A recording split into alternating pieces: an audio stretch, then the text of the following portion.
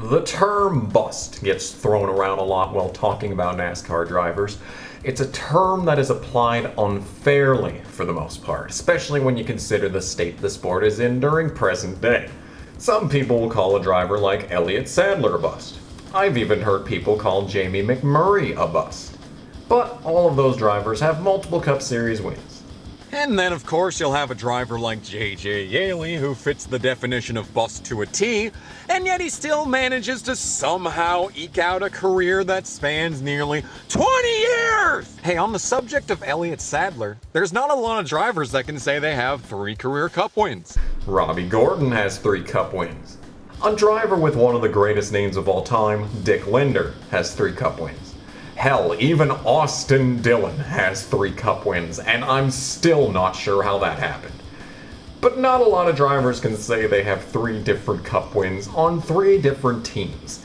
This achievement is impressive in the way a driver can find the strength and talent to drive to victory lane under 3 entirely different circumstances, surrounded by 3 entirely different groups of guys who have their hands on the race car at any given time.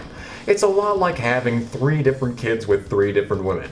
Sure, you can get around easily, but are you really being the man that you need to be?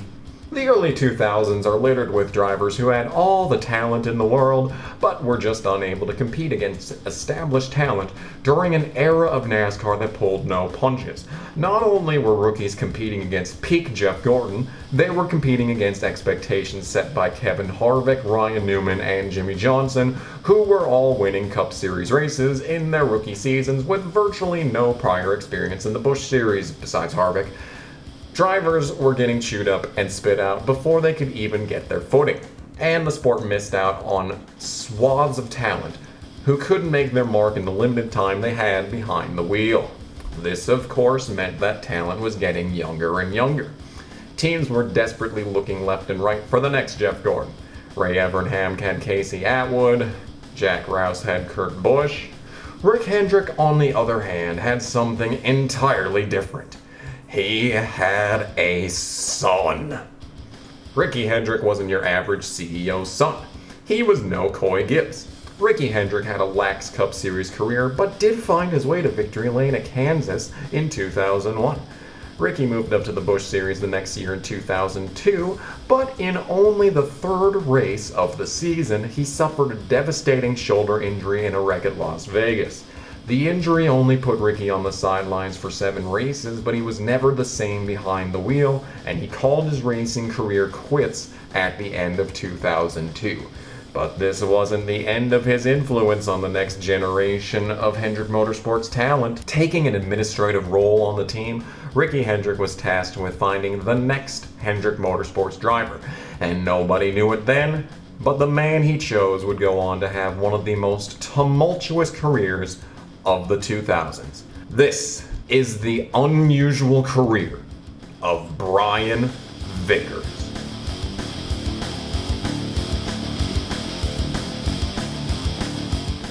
The rise of Brian Vickers did not begin when he signed to Hendrick Motorsports. It started in the World Karting Association in 1994, where he made his debut at 11 years of age. He would win 3 karting championships before moving on to full-bodied stock cars. I can't find really any evidence of this. This is just what Wikipedia says. I can't really find any other sources, so if that's not true, don't at me. His first venture into stock cars came in the form of the Allison Legacy Series, which is a comp car sanctioned series in the Southeast. This series is still running into 2021, with 14 races scheduled as of writing. Only 3 cars competed in the second race on the season, which is a tough reflection of the state of American stock car racing. Vickers ran 1 season in the Allison Legacy Series before moving up to his first real challenge, the Hooters Pro Cup. This was a grassroots stock car series that ran primarily along the East Coast. On October 23, 1999, one day before his 16th birthday, Vickers would make his first start in the Hooters Pro Cup at Peach State Speedway in Jefferson, Georgia. His CV Products number 42 drove off from the 17th position and ran a pretty unremarkable race, finishing 32nd, 12 laps down. Vickers would finish out the season in the Hooters Pro Cup, ending his run at St. Augustine Speedway with a 30th position with a mechanical failure, but following up with a good 7th place run in the season finale at USA Speedway. With no sponsors and a family-funded team owned by his father, Clyde, the Hooters Pro Cup was the perfect venue to host Brian's most fundamental years of development. No one expected the young team to stack up to the series regulars like Jeff Agnew, Bobby Gill, and Steve Christian. But in a manner that would become quite common, Brian Vickers was about to surprise everyone. The new millennium did not start out as well as Vickers hoped it would, as the season opener for the 2000 Hooters Pro Cup would return to USA Speedway, and Vickers left with a 28th place finish, 39 laps. It put the team in a hole to start the year, but the season was young. Vickers came back strong in the second race of the Hooters Pro Cup Series season at St. Augustine, where he would lead 25 laps in the event, but finish 7th. At the next race at Ace Speedway, Vickers would hold on to 3rd place after a green-white checkered and pick up his best career finish. The momentum didn't hold up, however, even after a 10th place finish at Myrtle Beach. Vickers struggled again at Peach State and finished 5 laps down in 24th, despite starting 2nd. 5 races into the year, and Vickers was stuck in 9th in points, showing strong race pace, but seemingly never able to finish off a race. He needed to turn things around as he headed to USA Speedway for the 2nd race of the year at the Lakeland, Florida short track. Race 6 of the Hooters Pro Cup Series rolled into the USA International Speedway on June 3rd. Future NASCAR Xfinity Series team owner, the Canadian Mario Gosselin, took the pole for this event, in what would be the first ever Hooters Pro Cup race where cars were totally impounded after qualifying, meaning no adjustments could be made to the cars before the beginning of the race, as Speed Vision's Stephen Cox explained at the top of the broadcast. Now, what that does to the race car drivers, that means they have to come out in hot sunshine on a greasy, unpredictable, probably loose racetrack and try to guess at the best qualifying setup to go racing with that night after the track totally changes. Gosselin came into the event 5 points behind Marty Lindley, who was the son of short track legend Butch Lindley. The two were clearly establishing themselves as the guys to beat for the championship, with Lindley winning the previous 2 races. Brian Vickers lined up behind the pole sitter in his CV Product Chevy as Mario Gosselin brought the field to green. Gosselin battled side by side with the defending series champion Bobby Gill for the first lap before the caution flag quickly waved for a single car wreck in turn 3. This would be a bad omen for the race, as a few laps later, Sarasota, Florida's Jonathan Brown had a hard driver's side impact. After this caution, Bobby Gill had a terminal mechanical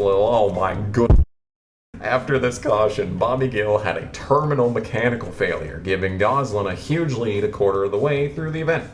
More drivers succumbed to wrecks, and a driver change even took place when Yorktown Heights native Karen Schules had to step out of the naturally fresh number 89 in favor of a young Shane Huffman.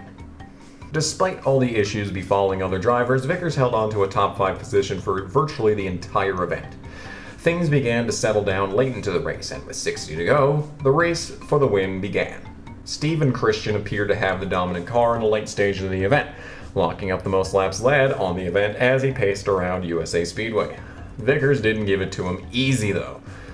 For this entire run, he held Christian in his sights, tracking down the Zero car as it fed through traffic, but falling back at other times. Vickers even had a dedicated video package in this event that played during this run. Man, school's tough, you know. Here lately, I've been going from 8 in the morning to 12 at night, making up time for the several days I'm out racing this car. But I don't have a lot of social time. I can't complain because I am racing a car. Laps continued to tick by, and it became more and more evident that Vickers had a winning car, but he just couldn't find a way around to the lead. Everything would change when the 79 of Dave Craddock went around with 20 laps to go, bringing out the caution once again. Another quick caution came after the restart, and the broadcast talked to the crew chief of the number 42. It was actually an interim crew chief on the box for Vickers that night, Stevie Levitt, who described his chances at the win. No, we're just running a good race, that's all. We'll see what happens at the end. What have you got for him at the end? We'll find out, won't we? Well, now come on, it's on. You know, you can do better than that. Have you got a little more for him? Well, we'll find out in about 15 laps, won't we? The green finally came back out with 7 laps to go. Christian got a good jump on the restart and began to lap the 42 of Vickers. The leaders remained single file with laps ticking away until Vickers slowly began closing the gap with 4 laps remaining. Vickers had 30 lap fresher tires than the leader and sent it into turn 3 with 3 laps to go. Vickers got onto Christian's bumper and found just a little gap underneath. Christian responded by driving Vickers to the dirt across the finish line to take 2 to go.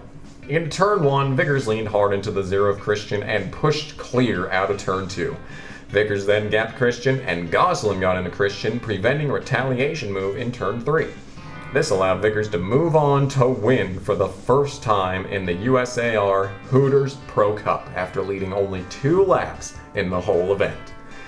He also became the first of the 2000 rookie class to win, beating out the likes of Curtis Davis, John Wood, and Regan Smith. It was exactly the shot he needed, moving into 6th in points, but still having a large deficit to overcome.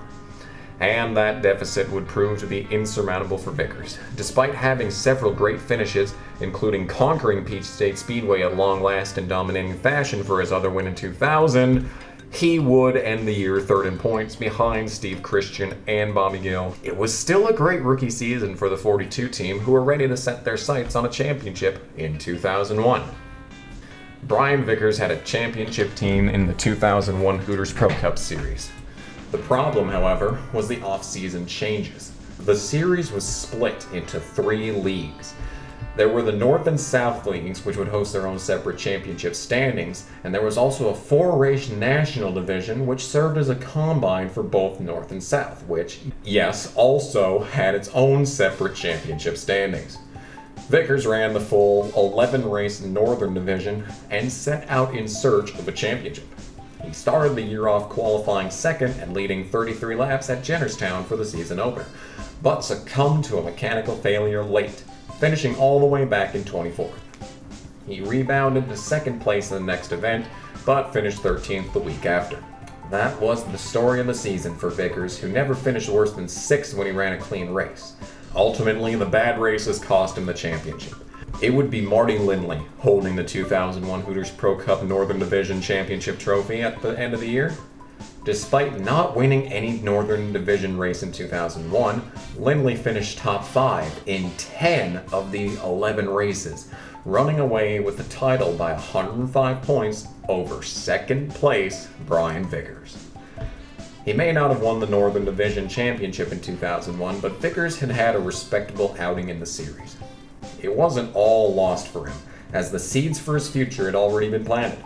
In July of that year, at 17 years old, Vickers made his Busch Series debut at the Milwaukee Mile. He drove for his family-owned BLV Motorsports team once again, this time in the number 29 for the GNC Livewell 250.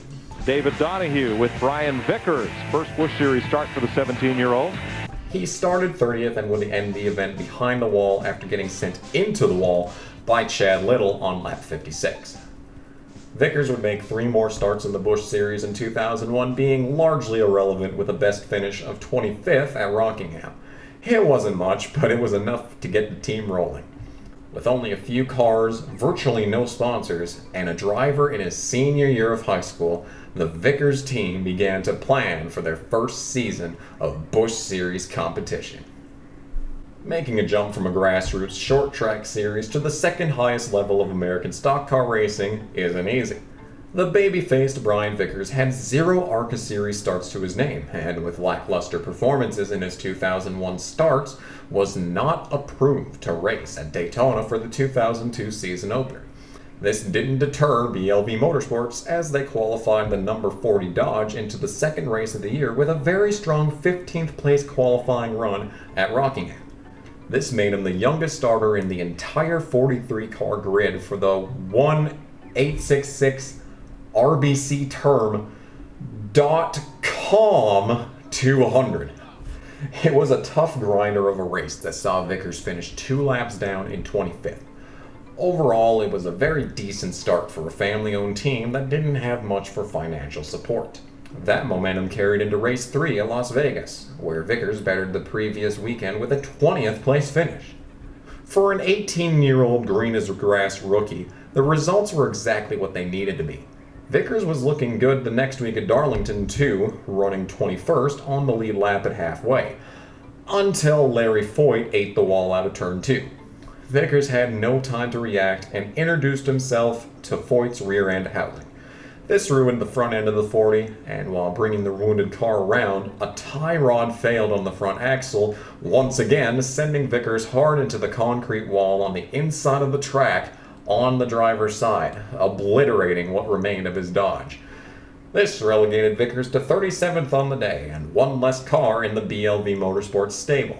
It was a vision of what was to come for the remainder of the year. The team regrouped for the following event in Bristol. Vickers qualified into 15th, and that's exactly where he finished in the 250-lap event in what would be his first ever lead lap finish. The team took the next few weeks off in order to regroup. It wouldn't be until race 10 of the season at Richmond that Vickers returned to the track. The weekend got off to a poor start as the 40 was one of the last cars to qualify in on time with a 38th place start. The 2002 Hardee's 250 would be an attrition-ridden event, seeing multiple cars wrecking out, but Vickers persevered, fighting tooth and nail for every spot, driving from nearly last on lap 1 to finish 7th on lap 250. It would be Vickers' first top 10 of his Busch Series career and his only top 10 of 2002. It was the biggest triumph of his NASCAR career up to that point, and he didn't even get a post-race interview for his troubles. The 7th place finish at Richmond would be the final triumph for Vickers for a long time. In the next 4 straight races, issues relegated the 40th to awful finishes and DNFs, including back-to-back crashes at Milwaukee and Chicagoland. From races 13 to 25, the best finish the team could muster was 19th at Indianapolis Raceway Park.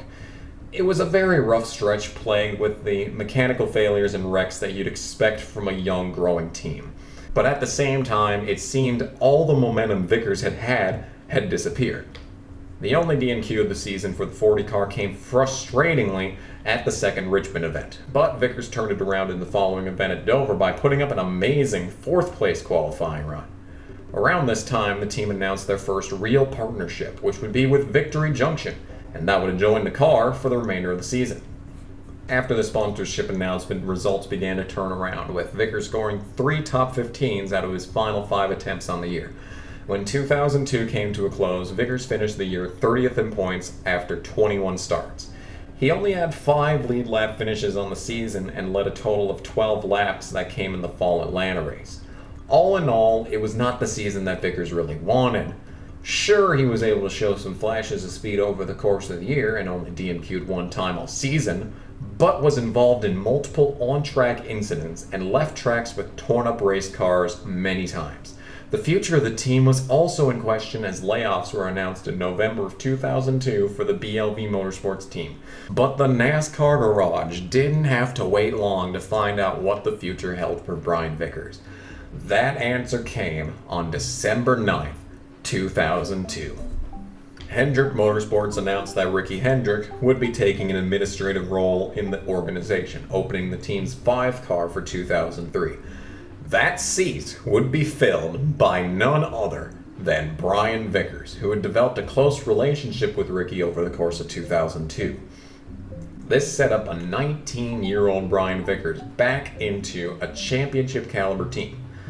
Time would only tell if he could shake away the reckless tendencies he had in 2002, a season he failed to finish in 8 of his 21 starts. Vickers had the backing of the strongest Cup team in NASCAR and 34 races ahead of him to make the case to become a NASCAR champion. The 2003 Busch Series season started out just about as bad as it possibly could have for Brian Vickers. Barely 50 miles into the event, Stan Barrett got Vickers air loose out of turn 2, destroying the GMAC 5 along with a few other cars. This ended the day for Vickers as he would finish in 42nd place. He earned a whopping 37 points in the event and left Daytona in nearly the worst possible hole he could have. The next few weeks weren't that much better on him. He left race number 2 at Rockingham with an 8th place finish, but could only muster 13th the next week at Las Vegas. He did get his first laps led in the number 5 car at race 4 at Darlington, where he would finish 7th, and followed that up with an incident-free Bristol race with a 14th place finish. Already 5 races into 2003, Vickers found himself all the way back in 12th in points, behind a 41-year-old Randy LaJoie and a full race behind points leader Todd Bodine. To say the least, Vickers was not making the case he needed to be making as a Hendrick Motorsports driver. Things were going to need to change, and change fast. On March 29th, 2003, the NASCAR Busch Series drove into Texas for the O'Reilly 300. A big topic of conversation during pre-race was whether or not today would be the day a Busch Series regular would take the win. Yes, even in 2003, leaching, or as it was known back then, bushwhacking, was just as big of an issue as it was even a few years ago today. Despite Todd Bodine coming into the race in the points lead, he was a full-time Cup driver for Travis Carter. He had won at Darlington, while the other winners in 2003 thus far were Kevin Harvick, Joe Nemechek, Dale Jr., and Jamie McMurray, all of whom were full-time Cup Series drivers. Only 6, yes, only 6 full-time Cup drivers were entered in today's event. And Dick Berggren made the case during the starting lineup for why he thought Brian Vickers had the best chance that day to be the first series regular to win in 2003. He told me moments ago the car he has for today's race is the fastest he has ever driven. He won happy hour. He starts 5th. The race went green, and quickly Bobby Hamilton Jr. took the lead away from pole sitter Jason Keller.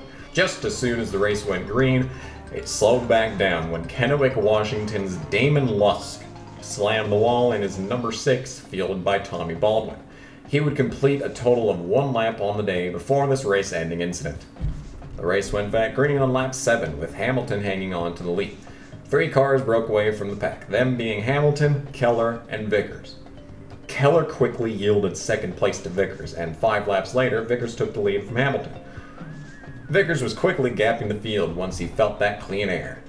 It appeared that Vickers definitely had a fast car, but another driver was slowly working his way through the top 5, and that was none other than Cup regular Matt Kenseth. But the field settled into the run, and Vickers was able to maintain the gap between him and 2nd place Bobby Hamilton Jr. until lap 32, when issues struck the 25 team. Todd Bodine was looking to take 2nd place away from Hamilton. He split Hamilton in the lap 79 car of Joe Aramendia when the 79 got loose and spun. Aramendia just clipped Hamilton when this happened, sending the 25 hard into the wall. Joe Aramendia had actually crashed his primary car in happy hour and had to loan one out for the actual race. It would be the final Busch Series start of Aramendia's career, as he would fail to qualify his next 2 attempts. He would actually return to NASCAR in 2010 at the ripe age of 47, running 4 Truck Series races with a best finish of 21st at Nashville. Looking strikingly like an aged-up ham from the movie Sandlot, an understandably frustrated Bobby Hamilton Jr. gave a scathing review of Joe Aramendia's driving to Jeannie Salasco in the garage area. I thought I was at a Busch race. I didn't know I was at an ARCA race. That's about what it seems like now. You know, they got to do something. I mean, you can't hit at these places and get out and expect not to be mad at these guys, but they shouldn't even be here. I mean, there's a speed they've got to run, and I've yet to see them run it. They're not even that quick on practice sheets. So I ain't got the grenade drop on that 79 car, huh? All right. The race would roll on with Kenseth and Vickers swapping the lead between each caution and subsequent green flag run. Vickers had the lead on lap 151 when the team drove into pit road during green flag pit stops. They were slow on the left side, leaving them far behind Kenseth for virtual P1. Staying on the track for longer than anyone was the number 88 of David Rudiman. David had finished 2nd in the prior year's Hillsboro's All-Pro Series standings and was the son of Buzzy Rudiman, who won countless dirt modified and sprint car championships, along with scoring a top 10 in his one and only NASCAR Cup Series start at Golden Gate Speedway in 1963. This was Rudiman's 5th NASCAR start ever, and the 22 laps he led in the 2003 O'Reilly 300 at Texas would be his last laps led in the Busch Series until 2007. Rudiman actually qualified the Kleenex number 7 at Nashville later on in 2003 and put the car on the pole before being taken out of the seat in favor of Cup Series regular Greg Biffle, who would go on to crash the car on lap 18 of the event. Definitely not trying to say anything right now. Anyway, Rudiman was on a different strategy and paced the field until lap 171 when the 77 of Bruce Bechtel wrecked hard on the backstretch. Joe Nemechek barely avoided this wreck, splitting Bechtel's car and the wheel that came off the car. Sadly for Rudiman, his crew chief, Brian Patty, did not have another set of tires waiting for him on pit road, so the team took fuel only and would restart behind several cars that had already pitted 20 to 30 laps earlier. The field was brought down pit road and the race was red flagged as Bechtel's crash had broken the inside wall, which needed repair before the race could continue. Bechtel got out of the car on his own power, seemingly uninjured, and went on to make starts in 2004. After the pit cycle, Brian Vickers was left with the lead, and David Rudiman was in second. Some cars were forced to stay out under this caution to get their laps back, putting those cars between the pace car and leader Vickers. Cars that were a lap down but did pit lined up on the inside line, with all lead lap cars restarting on the outside line. Basically, what I'm trying to say is, pre-2010 double file restarts were confusing. The restart came with 22 to go. Vickers went quickly to work, picking his way through the slower cars. The 5 was head and shoulders faster than the rest of the competition in the top 5. Rudiman held second, but had no pace on his older tires. Todd Bodine looked speedy from third as he drove around the 54 of Hermie Sadler and the 18 of Coy Gibbs. Bodine wasn't making up much time though, and it seemed as though Vickers had the race in hand and was well on his way to taking his first career Busch Series win. That was, of course, until NASCAR came onto his radio telling him he had a black flag. On the restart, Vickers lined up behind a slow Chad Blount, the final car on the lead lap. Blount was one who'd stayed out under the yellow, hoping to get a lap back. The 19 had no launch on the restart, however, and Vickers was forced to take a hard left to Blount's inside. NASCAR deemed this an illegal move, as you're not allowed to pass to the inside of anyone on the restart before hitting the start-finish line. With 14 laps to go, NASCAR threw a caution for debris on the backstretch, and Vickers had not yet served his black flag. So, under this yellow, he hit pit road. Drivers that stayed out under the previous caution came and got fresh tires as well. On lap 190, Brian Vickers fell from the lead back to 9th, and Todd Bodine inherited the lead. The field doubled up once again in a hodgepodge of lead lap cars, wave around cars, and lap cars.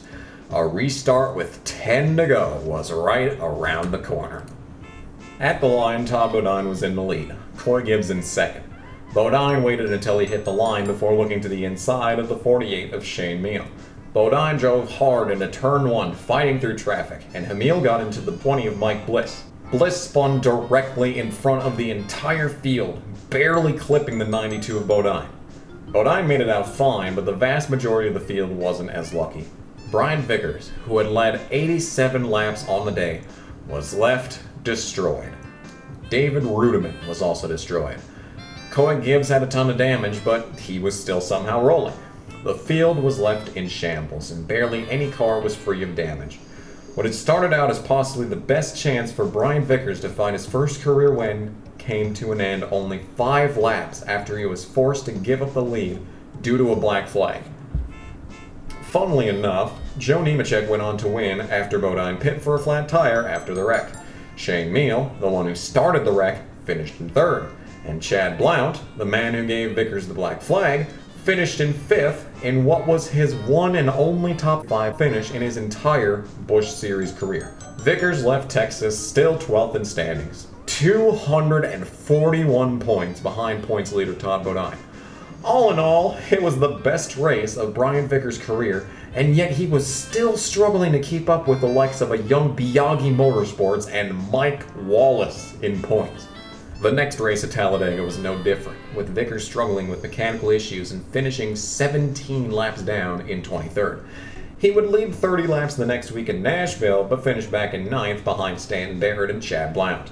Vickers would follow this up by finishing outside of the top 5 at both Fontana and Richmond. 10 races into the season, and Vickers was up to 10th in points. Still 220 out of the points lead.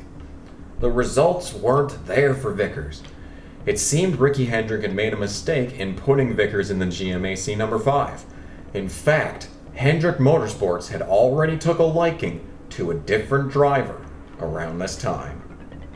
Kyle Busch had made 6 starts for Jack Roush's number 99 truck in 2001, only 3 months after turning 16 years old.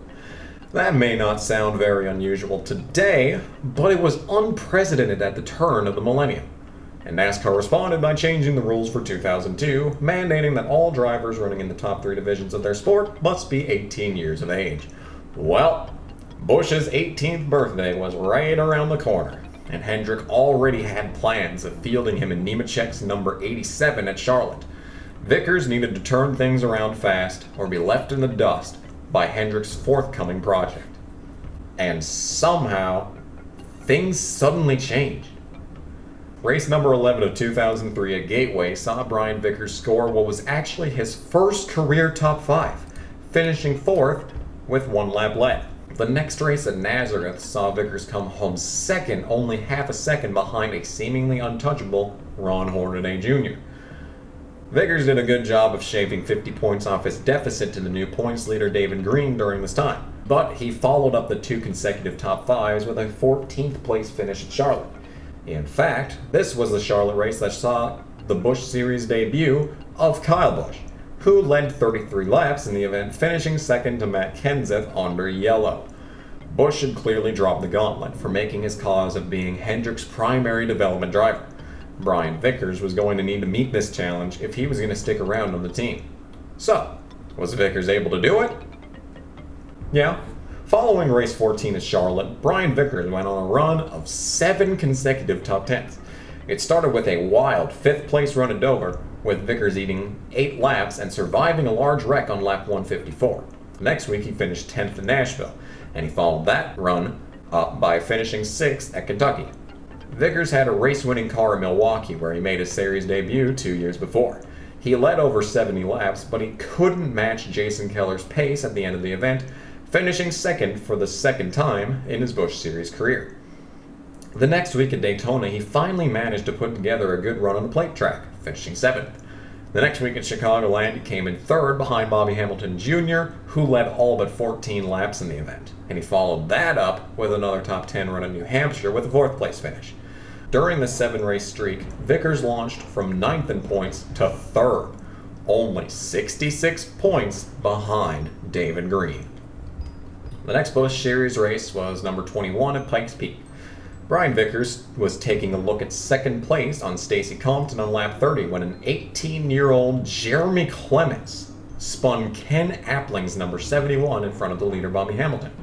Behind the 25, Larry Gunselman in the number 16 also spun out, and Brian Vickers drove directly into Gunselman's seat at race speed. 11 cars had already DNF'd by lap 30, meaning Vickers would finish 29th. It still hurt him big time in the standings as he fell to 5th place, 124 points back. But with 13 races remaining in 2003, it was still anyone's championship. Vickers may not yet have won in the Hendrick 5, but he was still riding a wave of momentum that would carry him into Indianapolis Raceway Park the next week. On Saturday, August 2nd, 2003, the 43-car NASCAR Busch Series field lined up at Indianapolis Raceway Park for the Kroger 200 presented by Tom Raper RVs. The wily Shane Meal put his flat white Innovation Motorsports number 48 onto the pole for the race, and Brian Vickers had secured the 3rd place starting spot. Despite the Cup Series racing less than 20 miles away the next day, not a single full-time Cup Series driver was entered in this event. So a tight point battle and the possibility of a new winner generated excitement in the air. Yeah, I already made an entire video dedicated to this race, so check that out if you want the full story. I mean, check it out anyway, but this is what you need to know. Meal dominated this race, leading over half the laps. He seemed untouchable until the race settled into a long run that would last to the finish. The only one who appeared able to keep pace with the 48 was the GMAC number 5 of Brian Vickers. Lap after lap, turn after turn, Brian Vickers held on to the rear bumper of Shane Meal, stalking him on both ends of the speedway. Despite being unable to get around the 48, Vickers was clearly the faster car. The race for the win seemed to be a replay of Vickers' first career win in the Hooters Pro Cup back in 2000, with the 5 car showing unrelenting pace. You know what? Just play the old video. With 31 to go, Vickers made contact with Meal while trying to navigate around the lap 16 of Larry Gunzelman, and it was enough for Meal to shake off the 5 for a few laps. But Vickers drove right back onto the rear end of the 48. This battle was enough to bring third place Jason Keller into the conversation for the lead. With 28 to go, Meal overdrove turn 1 trying to get under the lap 52 of Brad Teague, but nearly ran him over instead, slowing Meal down enough for Vickers to jump back to his inside. It wasn't enough though, and Meal once again cleared for the lead. The battle raged on, eventually bringing the 23 of Scott Wimmer into the conversation. It was soon a 4-way battle for the lead with under 25 to go at IRP. Finally, another challenge for the lead came from Vickers. Meal held his line on the outside, giving him all the run he needed to keep the 48 out front. But corner after corner, lap after lap, Vickers came closer and closer to clearing Meal until he finally did it out of turn 2 on lap 181, and the 5 was finally able to drive off with the race lead. 19 laps later, Wimmer overdrove turn 3, taking himself and Meal not only out of contention for the win, but contention for top 5s. All the while, Brian Vickers came home to the checkered flag, taking his first career NASCAR Busch Series win in his 47th career series start. It was the vindication Vickers needed after struggling for the first 10 races of the season. And it was the vindication Ricky Hendrick needed for taking a chance on the 19-year-old kid from Thomasville, North Carolina. Despite earning 180 points on the day, Vickers was still 5th in standings, 99 points out from the lead. A very interesting note is the driver of the RCR29 in this IRP race. It was none other than Marty Lindley, the one who beat Vickers out for the 2001 Hooters Pro Cup Series Championship. This would be the only NASCAR National Series start for Lindley, and it came in the race Vickers got his first career win. Crazy how this stuff works. With 12 races remaining in 2003, it was still anyone's championship, meaning Vickers still needed to perform week in and week out. The next event saw Vickers finish 19th after the race was rained out with 15 to go. He rebounded the next week at Bristol, but left the last Great Coliseum nearly a full race out from Scott Riggs at minus 135 points. Race 25 at Darlington saw Vickers starting 4th in a race that seemed to be between Kevin Harvick and Michael Waltrip of all people. With 25 laps to go, Scott Riggs and David Green found themselves outside the top 15 on the track, with Brian Vickers running 2nd to leader Waltrip. Vickers was closing on the gap and had it down to 1.9 seconds when Scott Wimmer lost a tire, bringing out the caution. The field came down pit road and the Hendrick crew gave Vickers a lightning fast 16.1 second stop, allowing Vickers to barely edge Michael Waltrip off of pit road. With 15 to go, Vickers fired off like he was shot out of a cannon. Mikey's Aaron Dream Machine had no pace in Vickers' dirty air, and he gave up 2 seconds to Vickers in barely 5 laps. With 7 to go, Kyle Busch in the 87 took 2nd place away from Waltrip, but with Vickers 2.6 seconds ahead, the damage was already done. After destroying his dad's number 40 while running 21st at this track just a year before, Brian Vickers came out of turn 4 on the final lap and took the checkered flag for the 2nd time in his Busch Series career. David Green finished 14th and Scott Riggs finished 17th. This brought the gap down to 67 points from leader Riggs to 3rd place Vickers. It was exactly what the 5 team needed. Vickers drove into Richmond the next week and took 4th place. Scott Riggs lost his right front shock on lap 207. That, combined with the damage from Mike Bliss during this incident, put Riggs 29th, and he lost the points lead to David Green. And he lost second in points to Brian Vickers in the process. This left Vickers only 48 points back from Green heading into Dover. Race 27 at Dover saw Green starting second and Vickers starting third. On lap 10, Dion Cicerelli ran up in the marbles in turns 1 and 2, hitting the inside wall on the backstretch hard. This brought out a caution that eventually led to a restart on lap 16. Harvick, Green, and Vickers fired off from the same positions they started the race on this restart. Vickers cut Green off in turn 1, which caused the 37 to check up. Hornaday and the 2 got around on the outside, and with no momentum, Green was about to fall victim to Scott Riggs, when Riggs pushed up the track in the middle of 3 and 4, getting into Green and sending him spinning. At the exact same time, David Stremme, driving the Phoenix Racing number 1, also spun, clogging up the whole track off turn 4 and causing a large destructive wreck. David Green was able to continue but majorly crippled, and the championship leader was immediately dug into a hole to start the day. Green was only able to drive back to 29th, ending his reign as points leader, dropping him a third. Meanwhile, Brian Vickers battled it out with that same Scott Riggs, passing the 10 on pit road with 30 to go and taking his third win of the year after 200 laps in the Stacker 200. Not only did he win, but Vickers also led the most laps, maximizing points and taking the top spot in the standings for the first time in his career. With 7 races remaining in 2003, Vickers was going to have to drive to survive if he was going to hang on to this points lead and have a shot at becoming a NASCAR champion. Next up was Kansas. It was a tumultuous race with Vickers nearly being taken out early by Joe Nemechek, if not for a great save by the driver of the 87. Vickers was struggling with the handling of the car for the whole opening of the event. He was a lap down in 27th on lap 89 when he got loose on the outside of another car and spun in turn 2.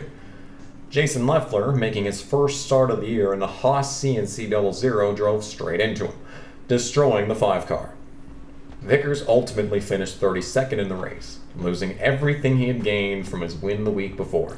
To make matters worse, Michael Waltrip had the race won until blowing a tire with 5 laps to go. The race restarted on the white flag because there weren't green-white checkers back in 2003. Bobby Hamilton missed a shift on the restart, with David Green ducking to the inside and avoiding the 25 wrecking off Greg Biffle's nose. Green went from 3rd to 1st in the final 5 laps of the event, taking the win and the points lead from Vickers. Leaving Kansas with 6 races remaining in 2003, David Green took a 21-point lead over Scott Riggs and a 46-point lead over Brian Vickers. Race 29 at Charlotte was a lot less eventful than the previous few races. Greg Biffle won after dominating from start to finish, with Vickers finishing 4th, Green finishing 6th, and Riggs finishing 13th. This closed the gap between Green and Vickers to 36 points. Race 30 at Memphis was the exact race that Vickers needed. He started 3rd and led from the drop of the green flag. An accident-filled race led to the 5's handling slipping away late into the event. Despite locking up the most laps led on the day, Vickers finished back in 5th. Bobby Hamilton moved Johnny Sauter with 3 laps to go to take the win. But the real star of the day was 2nd place Jason Keller. Keller had been slowly picking away at the points lead with Green, Riggs, and Vickers trading bad days. He, along with Ron Hornaday, left Memphis under 40 points behind Vickers, who retook the points lead. And with Riggs only 44 points back in 5th, it was suddenly a 5-car battle for the 2003 Busch Series Championship. Race 31 at Atlanta went south quickly for Vickers after starting in 5th. On lap 2, Vickers found himself in one of the strangest sandwiches of drivers. Casey Mears had replaced Chad Blount in the Braun Racing 19 after about 12 races in 2003. He drove his target number 19 into turn 1 on the outside of Vickers like any other corner. What he didn't know was that he was 3 wide, as 2-time Busch Series winner Hank Parker Jr. had taken Vickers 3 wide to the inside, driving Dale Jr.'s Chance 2 Motorsports number 8. Casey got into Vickers' right front, pushing him down into Parker, who in turn pushed up the track and center of the corner, back into Vickers. Both of these hits contributed to a tire going down on the 5, and Vickers was forced to pit under yellow after his teammate Kyle Busch blew up a few laps later. 40 laps later, he lost a tire again and spun, causing a caution. Vickers was never able to recover from these incidents and wound up 11 laps down in 31st when the race finally ended. Just as soon as he'd taken the points lead back, he lost it. And then some. All his hard work from Charlotte and Memphis was once again undone. And it was still a 5-car battle for the championship. If you thought any of the previous races in 2003 were wild, you weren't ready for race 32 at Phoenix. Despite being built in one of the most dry places of the United States, the entire race was threatened by rain, so much so that the first 12 laps of the event were run under green-yellow condition. Vickers wasn't a factor in the win. Despite firing off in 6th place and finishing 3rd, he didn't lead a single lap. The race ended the same way it started, with rain. On lap 181, the race was called, and it was Bobby Hamilton Jr. getting his 4th win of 2003. The finish hurt David Green the most, as he was running 16th when the final caution was called. He would lose the points lead, dropping back to Scott Riggs, with Vickers in 3rd, 21 points back. It seemed as though the points leader coming into each race was somehow cursed to a bad finish. With 2 races remaining in 2003, 5 drivers remained within 60 points of first place. Oh, that's some good ass water, dude. Okay, where were we? Race 33 of 2003 rolled into Rockingham for the Target House 200. Despite having the best average start of full-time drivers in the Busch Series, Brian Vickers hadn't scored a single pole all season. That changed this week, with the 5-car taking the top qualifying spot. This allowed Vickers to lead the first 6 laps of the event, taking crucial bonus points. The points leader's curse didn't take a break for this race, as Scott Riggs was involved in a wreck on lap 165. Riggs would finish 38th and drop 80 points back heading into the final race of the year. It would be Jamie McMurray taking the win, as he usually did in the Busch Series at Rockingham. Vickers took 6th place and took back the points lead by 22 points over David Green. A driver lost in this entire conversation, however, who had strung together several fantastic finishes in a row, was none other than Bobby Hamilton Jr. He had cut into the points lead like Keller and Hornaday had, and left Rockingham 89 points behind Vickers. Yes, this mathematically made it a 6-car battle headed into the final race of the season. It would all come down to the Ford 300 at Homestead, Miami, just as God intended.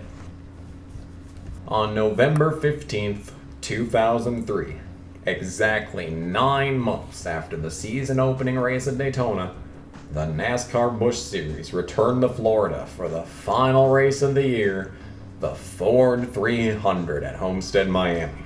33 races led to one final show for a NASCAR championship, and that championship would be settled between 6 mathematically possible drivers. The first long shot was 6th place Bobby Hamilton Jr., driving for Team Renzi in a Ford sponsored by the Marines. He came in over half a race back in points and would need several drivers to finish outside the top 15 in order for him to have a shot. The same could be said for 5th place Scott Riggs, who came in only 4 more points than Hamilton. He would also need many others to have problems if he wanted a shot at the title. With better, by not a whole lot, odds, Keller came in 70 points out of the lead. He too would need tragedies to befall his competitors for a shot at the win. Then came the guys with the best odds of winning the championship. 3rd place Ron Hornaday Jr. was 40 points out for the title. If he won the race, any of the other 5 drivers could finish as high as 8th and still miss out on the championship. 2nd place David Green was only 22 points out and could take the championship with a win and his next best competitor in 5th. But the man in the best position of them all was Brian Vickers, who came into the final race of the year leading the standings. He could lock up the championship by just finishing 3rd or better. But that didn't mean the odds were entirely in his favor, as for the past 4 straight races, the person that came into the race with the points lead did not leave the track still at the top of the standings. 6 drivers knew they had a play at a championship, and 300 miles lied ahead for them to settle it. Greg Biffle had taken the pole and the best pit stall in the house, but Bobby Hamilton took second and was easily in the best position to start making up points. Green was only able to qualify in 12th, while Riggs struggled even more, getting 20th place. Jason Keller struggled most of all. Teammate to Riggs, Keller put his Albertsons Ford into the 30th place to start. Vickers showed why he had one of the best qualifying averages in the field as he put the number 5 into 6th place. With the field set and every storyline aired out, the field sent it out of turn 4 for the green flag, and the final race of 2003 was underway. Not even a single lap was completed before one championship's contenders' day was done. PPC did what several teams over the course of NASCAR history have done in season finales, which is enter an extra car into the field in case their championship contending driver got into an incident. In one of the most incredible turn of events, that extra PPC car entered took out his teammate, the number 10 of Scott Riggs, on the first lap of the event, destroying multiple cars. Just like that, 6 championship contenders became 5. After the wreck, the field settled into a run, with Biffle and Hamilton battling for the lead. Hamilton eventually won that battle on lap 30 and took the lead and 5 bonus points. With this move, Hamilton jumped into second in points, and with Vickers in 9th, the deficit was 47 points. All other championship competitors were outside of the top 20 at this time. David Green was a lap down due to losing a tire on restart and having to pit under green.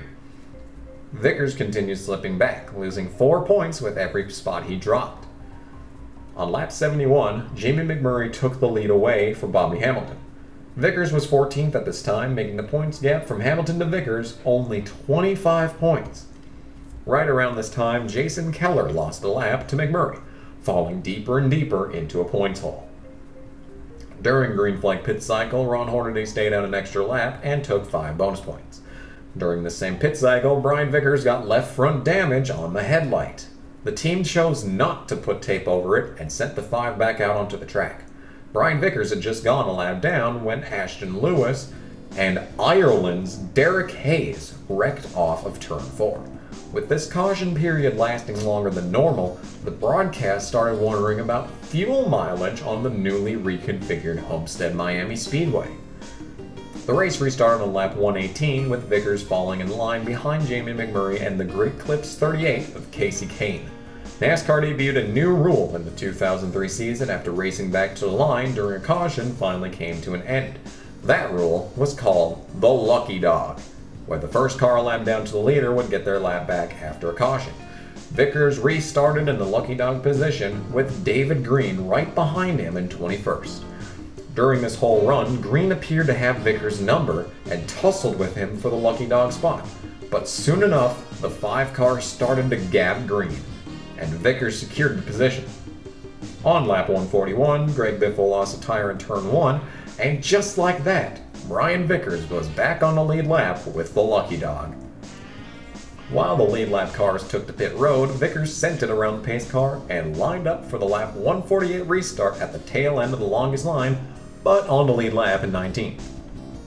The restart came and David Green made a desperate move to get himself into the Lucky Dog position. Just as he did, lo and behold, David Stremme wrecked in turn 1, and just like that, Green was also back on the lead lap. When the next restart came, Vickers found himself in 17th and Green in 20th, both on the lead lap. Hornaday and Hamilton both slipped outside of the top 10 at this time, and Vickers had a relatively healthy lead of 24 points over Hornaday in second. With 36 to go, leader Jamie McMurray had a tire go down himself. He drove to pit road under green, and that took him out of the contention for the win. This gave the lead to Matt Kenseth, with Casey Kane running in second. With 30 laps to go, Kenseth had an issue. Not a tire blowing, but a bad battery. The next lap, Scott Wimmer blew up, and the race was under caution once again. Under yellow with 25 to go, the graphics said it best. David Green would need to put about 8 cars between him and Vickers if he was going to leave Miami a 2-time Busch Series champion. Elliott Sadler had an issue on the 18 to go restart, which majorly spread out the field. With 12 laps to go, David Green looked out his windshield at 2 positions on the track from the 9th position. Those spots would be worth 8 points, and he needed anything he could get to beat out Vickers, who held serve in 11th behind him. Green tried every line he could as laps ticked away, but he had nothing for the cars ahead of him. While Casey Kane drove to the checkered flag for his first NASCAR win, Brian Vickers came to the line in 11th, 14 points ahead of David Green, and he took the 2003 Busch Series Championship, becoming the youngest ever to win the title to date. He finished that year with 3 wins, 13 top 5s, and 21 top 10s, with 623 laps led and an average finish of 11.4. It was all the same vindication that he had gotten at IRP a few months earlier, but it wasn't the only racing he had done in 2003. Vickers had made his Cup debut back at Charlotte, driving the number 60 Haas Automation car, officially a Hendrick Motorsports entry. When Joe Nemechek moved to the MB2 Motorsports number 01 to replace Mike Skinner, it was Brian Vickers who took over the driving duties in the Hendrick number 25 for the final 4 races of 2003. What's wild about his 4 starts in that car is that he qualified no worse than 3rd in all 4 of those races, but his best finish being 13th at Phoenix. He also led 11 laps during the Ford 400 the day after winning his Busch Series championship. It appeared that not only did Brian Vickers have the hardware to justify getting a full-time Cup Series ride at age 20, but he had the speed in the car he needed to shock the world once again. It seemed like Rick Hendrick had struck gold one more time, just 1 year after Jimmy Johnson's rookie season. Given all the evidence from the end of 2003, Brian Vickers was not only going to be racing at the highest level of American stock car racing for decades to come, but he was also going to be a weekly contender for wins and eventually Cup Series championships. Right? At the beginning of 2004, Brian Vickers had everything. He was the reigning Busch Series champion. He had signed a 3-year Cup Series contract with the strongest Cup team in all of NASCAR. He was stepping into car number 25, crew chief by Peter Suspenzo. Suspenzo is still active in NASCAR today, coincidentally, crew chiefing for Josh Bilicki at the ripe young age of 65. He had crew chief for Joe Nemechek the previous year, and Joe may have finished the year 25th in points, but he did get a dominating win at Richmond. So clearly the tools were there for Vickers to step into the car and get up to speed. Sure, he was only 20 years old. Sure, he was a rookie. But Vickers quickly figured out the Busch Series. All he could do was head to Daytona and begin his campaign to chase the Rookie of the Year award. At the beginning of Speed Weeks, Vickers qualified 26th for the Daytona 500. He ran a very unremarkable Gatorade duel and would start the 500 from 35th. Vickers was running in the middle 3 wide on lap 71 when he made contact with Johnny Sauter to his inside. He went around on the backstretch and came back down the track, taking out more cars. It would be the biggest wreck of the race and the final caution in the 2004 Daytona 500.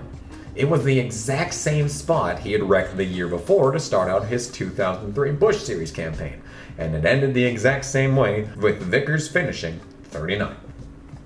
He would start off 2004 in a hole just as he had the year before. The next week at Rockingham wasn't much better, with Vickers qualifying 20th and finishing 2 laps down in 16th.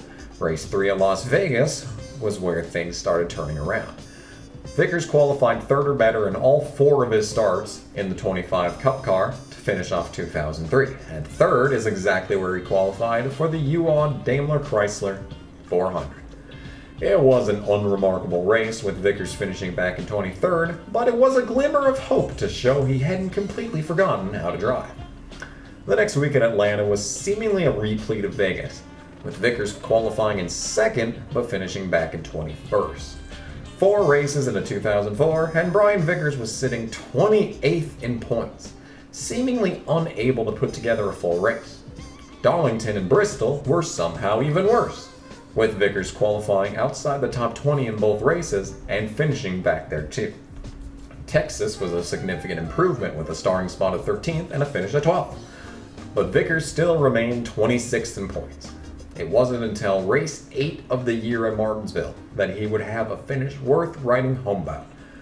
Vickers fought from a 35th starting spot to finish 13th in what would be his first lead lap finish of the season. It wouldn't be until race 9 at Talladega that Vickers would have a chance to put together a full race. With 4 laps to go, Vickers was running up in the lead pack. He'd actually led his first laps of the season earlier in the race and was in position for not only a top 10, but possibly a win. Coming out of turn 4, Vickers got loose in the middle of 3 wide with Casey Mears and Jamie McMurray, just like he did at Daytona. He went around making minimal contact, but the caution waved. The green-white checkered was still being conceptually tested in the Truck Series at this time, and hadn't made its way up to the Cup Series yet, and the race wasn't able to restart before lap 188.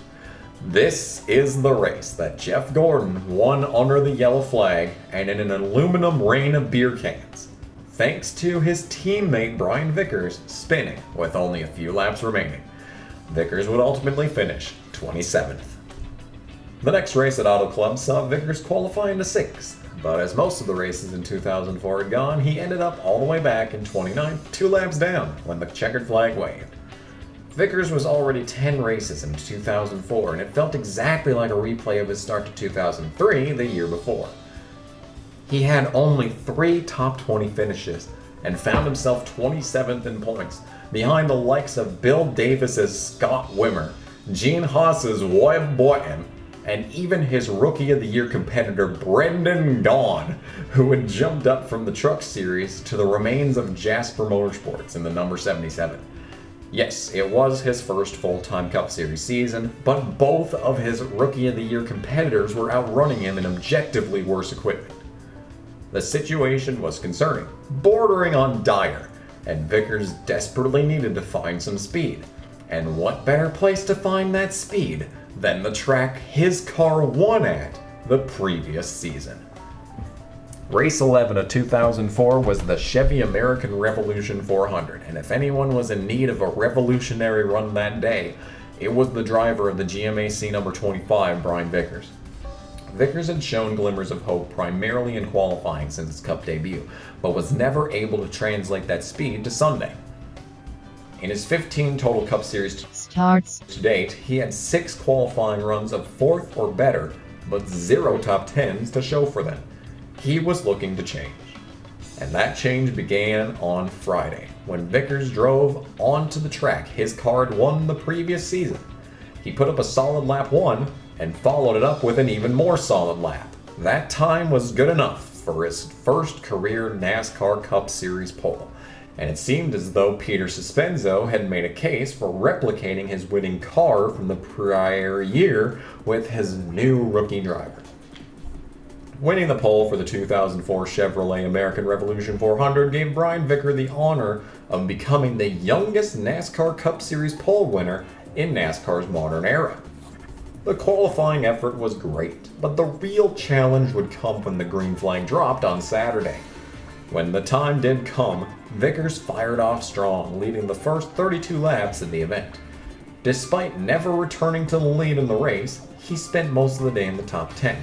Ultimately finishing the race in 8th for his first career top 10. It may not seem like much, but that race was much like his 4th place run at Gateway in 2003.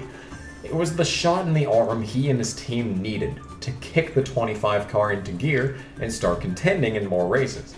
Starting at Richmond, Vickers went on a 5-race run of top 5 qualifying efforts. At Dover, Vickers led 7 laps early before wrecking with 21 laps to go after hitting oil on the track. He was running 7th at the time of that wreck. After race 15 in Michigan, the 25 team fell into another rut, and the summer months saw few, if any, highlights apart from a 9th place finish in the Pepsi 400. At the end of August, Vickers was in 24th in points, after the 24th race of the season, with only 3 top 10s to show for the entire year. But Vickers wasn't the only Hendrick driver feeling the pain, as his teammate Terry Labonte was only one position ahead of him in 23rd. Meanwhile, the other two Hendrick cars were driving just fine. In fact, they sat 1 and 2 in points after race 24 at Bristol. With not much else to lose, Vickers headed into Auto Club in week 25, looking to find any modicum of success at a track known for its good nature towards young Hendrick Motorsports drivers. That good nature came in the form of his second career pole as he put the 25 into position 1 during qualifying. The car appeared to be another bullet, as despite losing the lead to Jeremy Mayfield in lap 9, Vickers was able to take it back only 10 laps later and hold on to it until losing it again on a set of pit stops. The race was tumultuous and saw several different leaders as the event drew into the night.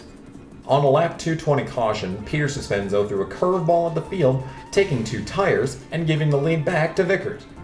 When the green waved with 27 to go, Vickers restarted behind lap cars like he had back at Texas in the Busch Series when he was chasing his first career win in that series. Vickers got caught behind 2 lap cars while Elliott Sadler drove around him on the outside. It appeared to not be a race-winning move for the 25 car, but it might have been a move to get Vickers his first top 5. It wasn't meant to be, though, as the 25 began hemorrhaging spots while getting ganged up on with 3 to go, and eventually fell all the way back to 13th by the time the checkered flag flew. And it would be Elliott Sadler taking it for the 3rd and final time of his Cup Series career. The 44 laps Brian Vickers led in the 2004 Pop Secret 400 was the most he had led in a single race in his Cup Series career, and it would be the most laps he would lead in a single race in 2004. The run would only move him up to 23rd in points, well outside of contention to break into the chase with the cutoff event coming the next week at Richmond. Vickers had an awful run in his return to Richmond, qualifying 26th and being involved in a large wreck on lap 180 that would relegate him to a 37th place finish. The hits kept coming for the team, literally, over the course of the next few races.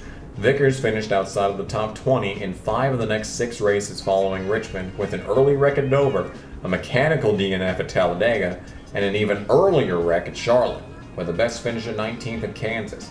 26th in points was the position Vickers found himself after finishing 40th at his home track in Charlotte. The team was in shambles, and questions were abounding about whether or not Vickers should even be at the Cup Series level. A notable incident the 25 car was involved in was at Watkins Glen when Vickers ruined Dale Jarrett's day. Vickers actually publicly apologized for these incidents in a Gaston Gazette interview. The only thing Vickers had going for him were his 2 poles and the fact that he was just his rookie season and had signed on to Hendrick Motorsports through 2006. All he had to do was finish out the year, regroup in the offseason, and try it again in 2005. Hopefully everything would work out in the end like it had in his Busch Series championship run. And then everything changed. On October 24th, 2004, a plane carrying Scott Latham, Dick Tracy, Liz Morrison, Randy Norton, Jeff Turner, Joe Jackson, as well as Kimberly, Jennifer, John, and Ricky Hendrick crashed on its way to Martinsville Speedway, and there were no survivors. 10 people, 10 fatalities, and 10 different stories lost to time. For many, they lost associates, they lost friends, and they lost family. For Brian Vickers, he lost a man he had grown deeply close to, a man that put him in the position that he was that day. Just a year earlier, Ricky Hendrick had turned Brian Vickers from a no-name kid from North Carolina into a NASCAR champion, and now his effective boss and close friend was gone. To top it all off, the tragedy happened right on Vickers' 21st birthday. But all that had to be set aside when 43 drivers strapped into their cars at Atlanta. Vickers started the race in 13th and drove a hard and clean race, spending most of it in the top 15, ultimately taking advantage of pit strategy and getting back onto the lead lap late, allowing the 25 team to finish 7th. Vickers' first top 10 finish since race 17 at Daytona, and his 4th top 10 on the season. The final 3 races of the year were uneventful for Vickers, finishing outside the top 15 in all and ending the year 25th in points with an average finish of 22.1. Vickers lost Rookie of the Year by a lot to Casey Kane and headed into the off-season with little to be happy about. It was by no stretch of the imagination the worst rookie campaign by a hotshot young driver, but it was a far cry from what he and Hendrick Motorsports were expected from the defending Busch Series champion. Speaking of Busch, to make matters worse for Vickers, Kyle Busch had graduated from the Busch Series to take over the 5-car full-time from Terry Labonte. Now the goal for Vickers was clear. If he was going to stake a claim as the future of Hendrick Motorsports, he was going to need to beat the competition from within his own home first. And that quest began the same place all quests do: Daytona. 2005 was an important year for Vickers as he began his sophomore season in the NASCAR Cup Series. Peter Suspenzo was moved over to Terry Labonte's part-time campaign, and Lance McGrew took his spot on the 25 cars pit box. McGrew was the man that led the charge for Vickers' Busch Series title, and had just come off a 5-win season with Kyle Busch in the 2004 Busch Series. The theory was that if Vickers and McGrew were reunited, they could recreate their magic from the Busch Series, and after 2004, magic was exactly what Vickers needed. So how'd it go? Not amazing. Vickers started 2005 with a mechanical failure in the Bud Shootout, and Speed Weeks only went worse from there. He had the same mechanical failure again in the Gatorade Duels, and would start the Daytona 500 from 28th. He ran a quiet 500 and was running around 15th when the big one hit on lap 183, with Vickers dodging heavy damage from in the middle of 4 wide, only to be clipped right at the end after it seemed he made it through. The damage was done and the 25 car had no speed for the rest of the race, with Vickers coming home in 21st place. And so the year began the same way it always had for Brian Vickers, with a disappointing run in the season opener. The next week at Auto Club would give Vickers a 2nd place starting spot. This would have been excellent had the pole sitter for the race been anyone but his rookie competitor, Kyle Busch. Busch took the pole in his 7th ever career Cup Series start, and it hadn't even been 2 races into 2005 and Busch was already turning up the heat against Vickers. On the start, Busch led lap 1, which would be his first ever NASCAR Cup Series lap led. Vickers drafted up at the line to lead lap number 2, before Busch took the top spot back into turn 1. Biffle broke up the Hendrick party on lap 4 and did not look back for the rest of the day. Vickers and Busch fell back outside the top 20 once the checkered flag waved, handing yet another disappointing finish to the 25 team. Things went from bad to worse for Vickers at Las Vegas with an appalling qualifying effort of 32nd. On only lap 10 of the event, Dale Jr. got into Vickers' left rear heading into turn 1, spinning the 25 and destroying himself in the process. This would give Brian Vickers his first career last place finish, and as if things could not have possibly gotten worse, Kyle Busch would drive to a 2nd place finish behind Jimmy Johnson. Busch left his home track 22nd in points, and Vickers left 30th. The season had gotten off to an extraordinarily awful start for the 25 team. There was no other way to describe it. Luckily, Atlanta went better for Vickers as he started in 8th place on his way to taking 6th, his first top 10 of 2005. Bristol was not an ideal race for Vickers, but a 12th place finish was better than most of his runs so far. Vickers was running 27th at Martinsville on lap 181 when Greg Biffle lost a tire right in front of him and tore the right side of the 25 car nearly off, coming back down the track. The damage relegated Vickers to a 35th place finish, 88 laps down. Texas didn't go much better as a large wreck on lap 32 ruined his bright green Garnier Chevrolet, resulting in a 37th place finish. 7 races into 2005, and Brian Vickers found himself 28th in points. The disasters seemed to be coming one after the other in an almost cartoonish fashion. Vickers looked to finally turn things around at Phoenix by grabbing 5th place in qualifying. The race would eventually turn more in Vickers' favor after a lap 166 crash by Matt Kenseth. Kyle Busch took the lead off pit road after the incident, with Vickers lining up behind him and Kurt Busch. Ken Schrader stayed on the track and led the field to green. Schrader actually did lead a lap under green in his Schwann's 49 before checking up on the outside line. Kurt Busch didn't get to the inside in time before Vickers had found his way past the 97. Meanwhile, Kyle Busch took the lead away from Schrader. Another caution for Kyle Petty set up a lap 178 restart. Busch held on for a few laps, but Vickers was hounding the rookie the whole time, eventually driving around his biggest competition at Hendrick Motorsports, allowing Vickers to take the lead for the first time since Autoclub. Vickers held the lead for the next 25 laps before losing it on pit road. It seemed Vickers finally had a car underneath him to get with the leaders and mix things up. Another caution would strike on lap 238. Most of the leaders would pit for their final stops on the cycle, but about 6 cars stayed out for track position, the leading car of which was the 25 of Brian Vickers. Vickers fired off very well, driving to a 1-second lead before slowly losing the handle of the car. With 55 to go, it would be the 15 of Michael Waltrip closing in on Vickers for the lead.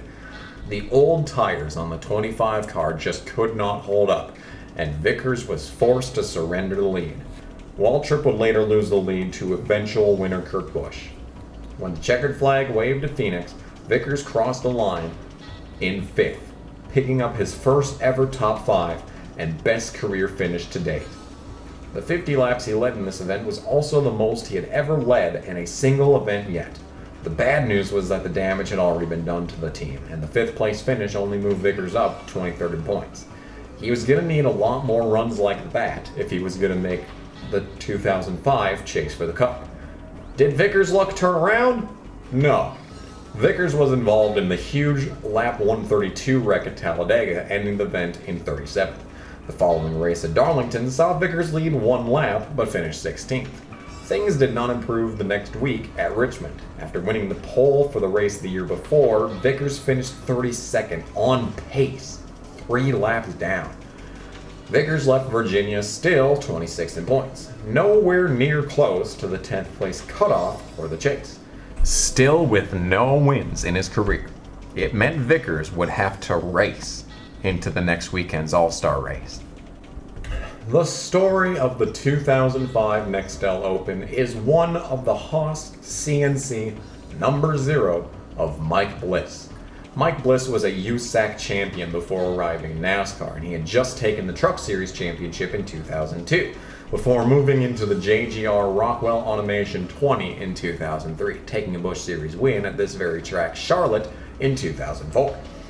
Bliss had just turned 39 a month before the Nextel Open, and when All-Star qualifying took place the night before, he put down a new lap record to put his Net Zero Chevy on the pole. He and his team did everything they could to get the track position needed to race into the All-Star race and fight for $1 million. Now all he had ahead of him was 30 laps.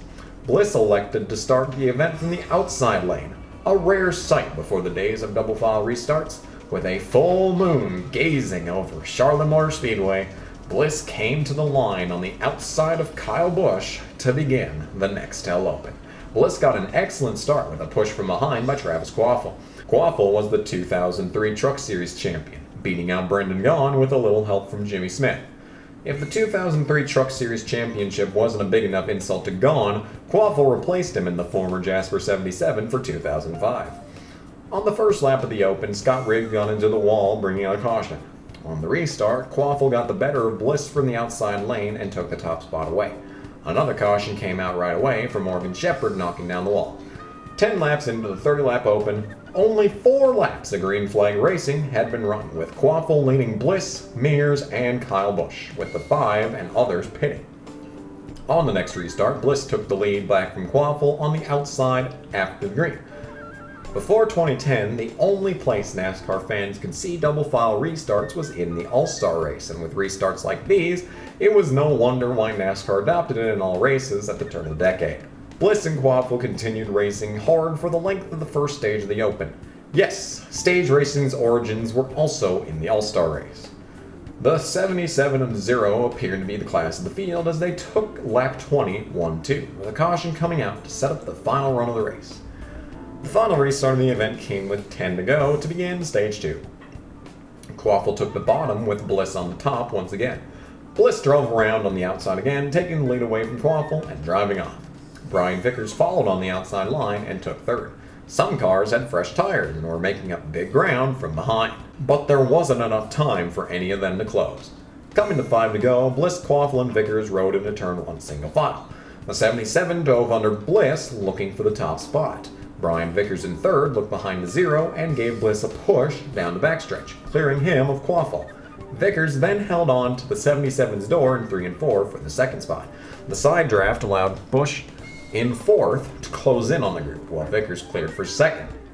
Bush had trouble getting around the 77 for third, falling off from Bliss and Vickers. With 2 to go, it was a 2-car race to advance to the 2005 All-Star race. Coming to the white, Mike Bliss had 2 car lengths on Brian Vickers for the win. Vickers hadn't been able to stay with Bliss out of turn 2 the whole run, but found something on the white flag and closed the gap down the backstretch. Into turn 3, Bliss entered high, giving up the bottom. The move should have worked, with Vickers entering lower and pushing up the track in the center of the corner. Vickers was right into slipstream, however, giving him one last run out of turn 4. Vickers was just close enough to take a look, and Mike Bliss cut down into the quad oval. Bliss spun into the grass and crossed the finish line at a 90-degree angle, about 5 feet behind Brian Vickers. After running an almost perfect race, Bliss barely clipped Vickers coming to the line, and it cost him the event. It would allow Brian Vickers to move on to the All-Star race, and when he climbed out of the car, he was clearly flustered by the finish. Yeah, I mean, I hate it for Mike. I hate it. I'm sorry for those guys, but we came down to the wire, and there was grass there, and he came down, and I was there. I mean, I don't know what else to do. I was underneath him, and when he started to spin, I went right to miss him. But I'm real proud of this GMAC Chevy guys. These guys did an awesome job. They gave me a good car. We just played it right. I'm glad we didn't have to pit, but if we did, I knew we had a good pit crew. Vickers would actually go on to finish third in the All-Star race. It was an interesting way to begin the Coke 600 weekend, and Vickers had 400 laps to look forward to next Sunday. Vickers qualified 14th for race 12 at Charlotte, setting up for the longest race on the Cup Series schedule. The 2005 Coke 600 may be one of the messiest Cup Series races ever run in NASCAR history, with the race lasting 5 hours and 13 minutes, and with an incredible 22 caution periods, the most ever in a NASCAR Cup Series event. Hendrick were the dominant cars like they always were here, with all 4 Hendrick cars getting the lead laps. Vickers found his way to the lead for the first time during a pit cycle, and then took it off pit road on lap 163. The 25 car was strong and held onto the lead for 31 laps before getting passed by Ryan Newman. Vickers wasn't done though and continued charging, eventually taking the lead back from Casey Kane under green on lap 298. The weekend wasn't easy for Brian as he was battling flu-like symptoms, having to take 5 IV bags of fluid. But as the final 100 laps of the race began to tick away, it was looking more and more like Brian Vickers was finally going to break through and take his GMAC 25 to the Coke 600 victory lane. With 49 laps to go, Vickers brought his car down pit road from the lead for what should have been the final pit stop of the day. A few laps later, Kane lost a tire, destroying his 9 car. The caution came out, trapping Vickers and his teammates who had just pit a lap down. The difference for Vickers, however, was that he was the first car a lap down, allowing Vickers to get the lucky dog back onto the lead lap for the restart. It was more of a consolation prize, however, as Vickers would line up at the tail end of the longest line in 18th, the win virtually disappearing from sight. All Vickers could do now was try and survive to the best finish he could get. Other drivers who pit and were trapped at a lap down stayed out, allowing them to restart in front of the race leader on the lead lap, and hopefully catch another caution to get back into the race. They got exactly that, as Dave Blaney brought out another caution a few laps after the restart, setting up one more restart with 28 laps to go. Vickers would restart in 17th when the green flag waved. Hendrick Motorsports formed up in a line with Vickers leading the charge through the top 20. Vickers' pace couldn't match Johnson's, and the 48 got around the 25. With 22 laps to go, Vickers appeared to be stalled out in 15th, behind Bill Elliott. Vickers drove down the 91 like Elliott was standing still, and Vickers barely got into his rear end, sending the 91 down the track, into Jeff Gordon, and back up the track, collecting 25. The damage ended Vickers' race, and just like Texas in 2003, he was forced to take a 31st place finish in a race he very well could have won. His 98 laps led in the event was the most he had ever led in a single race, and was the first time he led the most laps out of anyone in a Cup Series race. Even with 10 bonus points, Vickers left the track 27th in the standings. After a crushing defeat at Charlotte, Vickers came back from a 27th place start at Dover to finish 6th. That run was good enough to move Vickers into 24th in points, but once again Kyle Busch outshined him with Busch's second runner-up finish. At this point, Vickers was all but out of contention to make the chase, and soon enough the only thing he would be able to chase was his first career win. The 2005 Pocono 500 at Pocono was run on Sunday, June 12th. The pole was won by, stunningly, the 15 of Michael Waltrip. It was his third career pole and his first since 1991 at Michigan, 459 races before, and the only pole he'd win driving for DEI. Vickers would start from third as he looked to rectify the Coke 600 at a track Hendrick had swept the previous year. On the green, Waltrip drove off effortlessly. Vickers settled in and found his way into second rather quickly. Waltrip was already gone, though, to an 8.1 second lead after 28 laps. When the race came back from commercial, everyone was on pit road after Kurt Busch and Terry Labonte wrecked. Brian Vickers used the first pit stall to his advantage, getting the lead from the strong Waltrip. When the race went back green, Vickers was the one to drive off, looking unstopped. A debris caution flew on lap 68, sending the field down pit road. Vickers would hang on to the lead on the stop. During this pit cycle, Mike Garvey stayed out and led one lap before making his stop. This would be the only lap Mike Garvey would lead in his entire NASCAR Top 3 Division career. Vickers held the race lead past the halfway point, but would be the victim of the first green flag pass for the lead of the day on lap 105 when Carl Edwards took the spot. Vickers would be saved by another debris caution and win the race off pit road for the third time in the event. It appeared that Vickers had the advantage of a great pit stall, a decently fast car, and the inability for anyone to pass at Pocono. On lap 123 restart, Vickers drove off once again, but lost the lead on track once again to Carl Edwards on lap 140. Vickers gave the spot up in turn 1, hoping to not lose too much time battling for the lead, and had indeed locked up the most laps led on the race during this run for the second time in his Cup Series career. Vickers was saved for a third time on lap 147 when Kevin LePage brought out the caution while running 5 laps down. The field once again came down pit road and the 25 crew once again got Vickers the lead.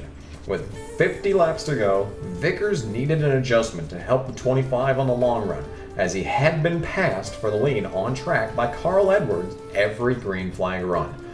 Unfortunately for Vickers, he still didn't have the long run speed he needed to hold off the 99. 24 laps into the run, Edwards once again got around Vickers and set sail. The 25 continued slowly slipping back, but had one more chance to turn the tables. With 18 laps to go, Vickers pit from second on the green. Lance McGrew put 2 right side tires on and sent Vickers back onto the track. 2 laps later, Tony Stewart lost a tire but did not bring out the caution Vickers needed. Instead, Edwards came down this lap and took 2 tires himself. It was all Edwards needed to retain the lead, and with 10 laps to go, he had nearly 7 seconds over the 25 car out front. It seemed the luck from the early part of the race Vickers had was gone, and he could only watch as Edwards drove off with the lead. That was until 6 laps to go when Ryan Newman lost a tire in turn 1 and hit the wall hard, bringing out the caution. This erased the massive lead Edwards had and gave Vickers one last shot at the win. The problem for Vickers was that the race was so close to the finish and tires meant so little that the top 5 stayed out. Every advantage that Vickers had on pit road was completely meaningless. Lap 199 hit the scoring pylon, setting up a 2-lap green-white checker. On the restart, Edwards had a fantastic jump, and it may as well have been over from there. Through the tall turn, Bobby Labonte was turned, bringing out the caution before the field even took the white. And just like that, Carl Edwards had his second career Cup Series win in the most anticlimactic fashion imaginable. Vickers crossed the line in second, his best career finish. The 121 laps he led during the event was his most ever in a Cup Series event, and the most he would ever lead in one race at Hendrick Motorsports.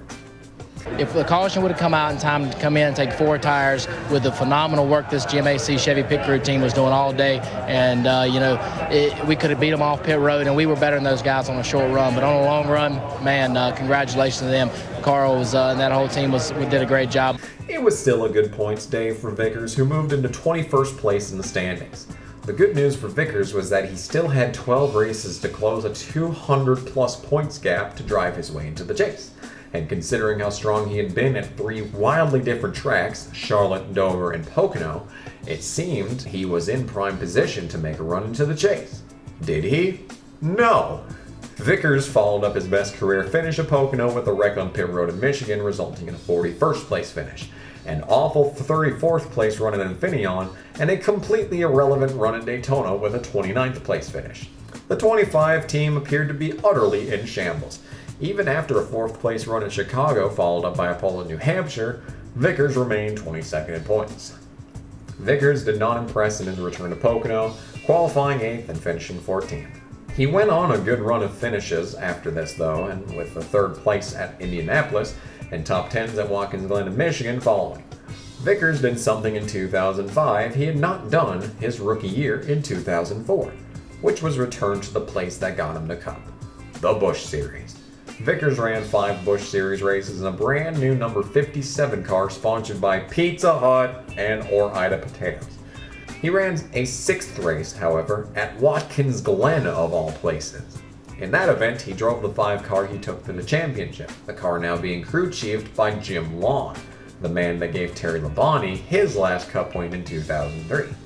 Vickers was largely irrelevant in his Busch Series starts in 2005, except for this Watkins Glen event, where he would lead 24 laps before ultimately finishing 3rd.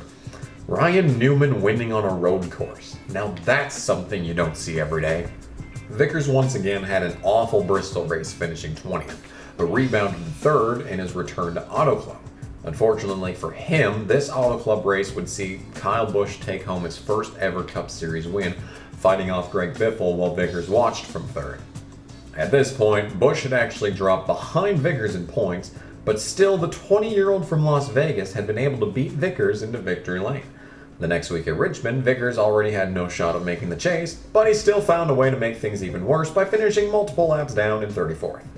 Vickers left Richmond 18th in points. His season was filled from start to finish with avoidable wrecks, missed opportunities, and weeks of coming up short behind his Hendrick teammates. Vickers followed up Richmond with nothing runs at New Hampshire and Dover.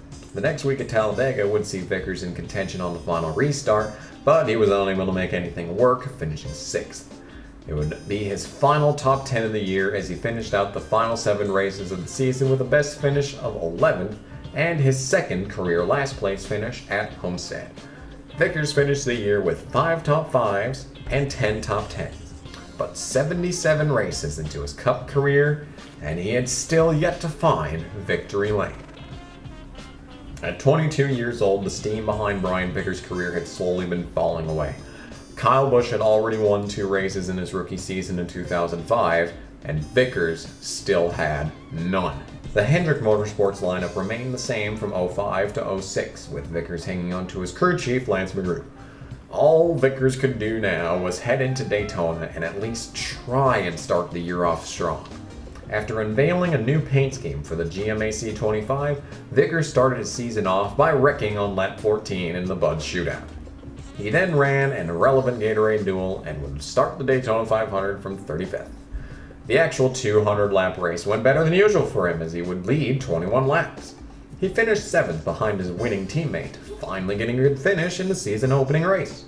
Vickers left Daytona in the highest point position he would ever reach in the Cup Series, that being 7th. The celebration would be short-lived as he wouldn't finish top 10 again for the next 4 weeks, culminating at a wreck and 37th place at Bristol. Once again, Vickers was in the hole, 19th place in points following race 5 of 2006. He had a good run the next race in Martinsville with 8th place, but immediately followed up with last at Texas after an engine failure. 13th place the next week at Phoenix left Vickers 18th in points. The 25 team just couldn't get any foothold of consistency, never knowing what kind of speed their cars would have until they showed up on the track on Friday.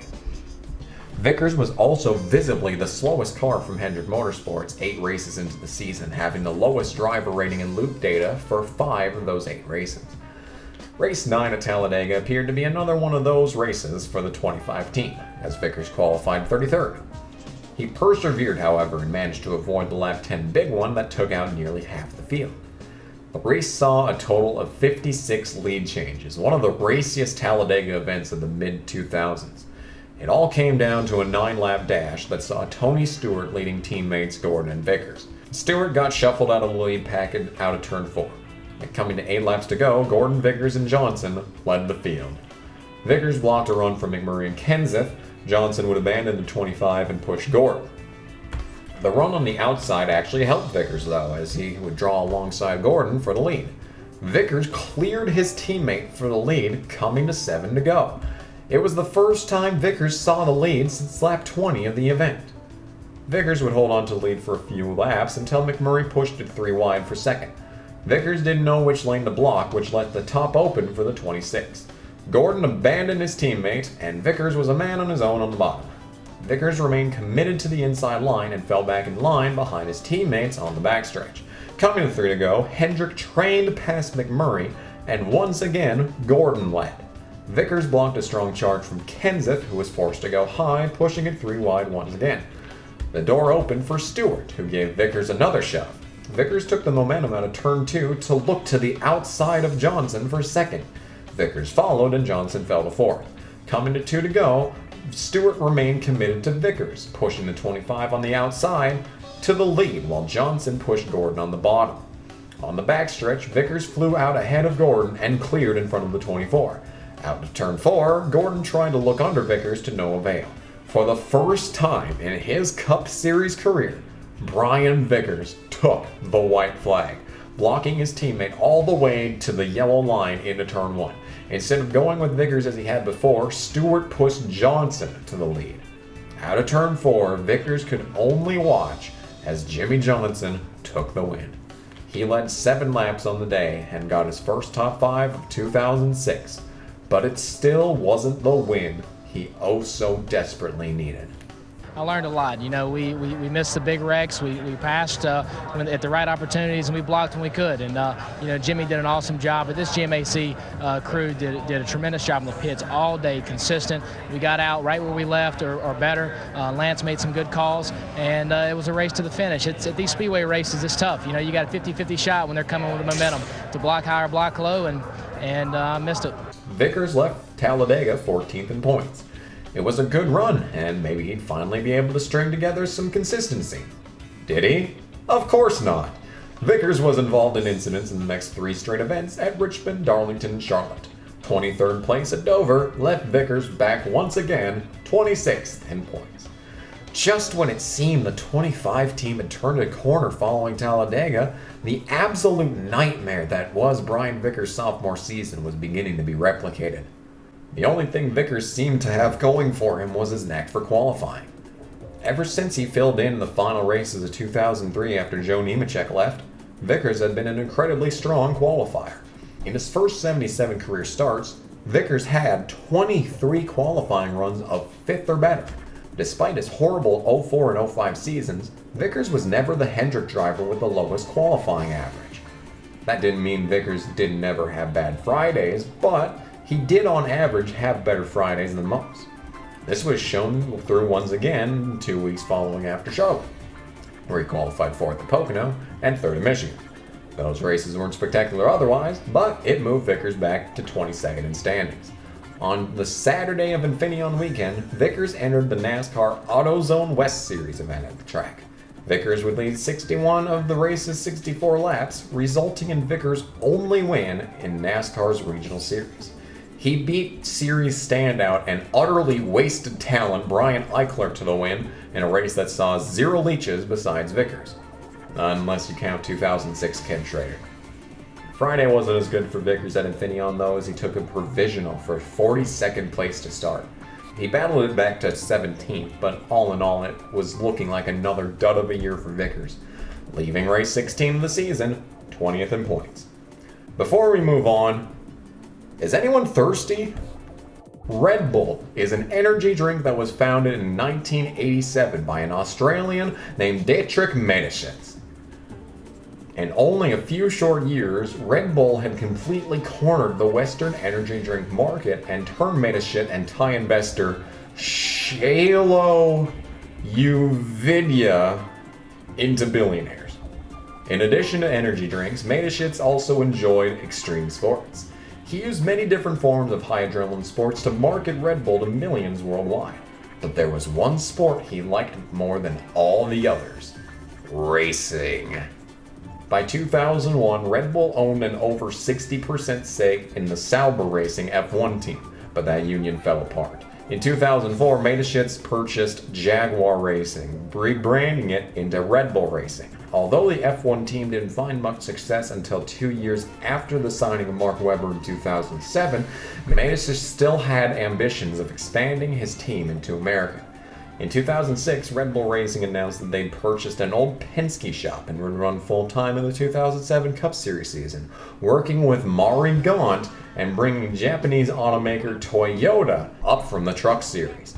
They wouldn't announce a driver for the team until June 25th of 2006, one day after the Cup Series event at Infineon Raceway.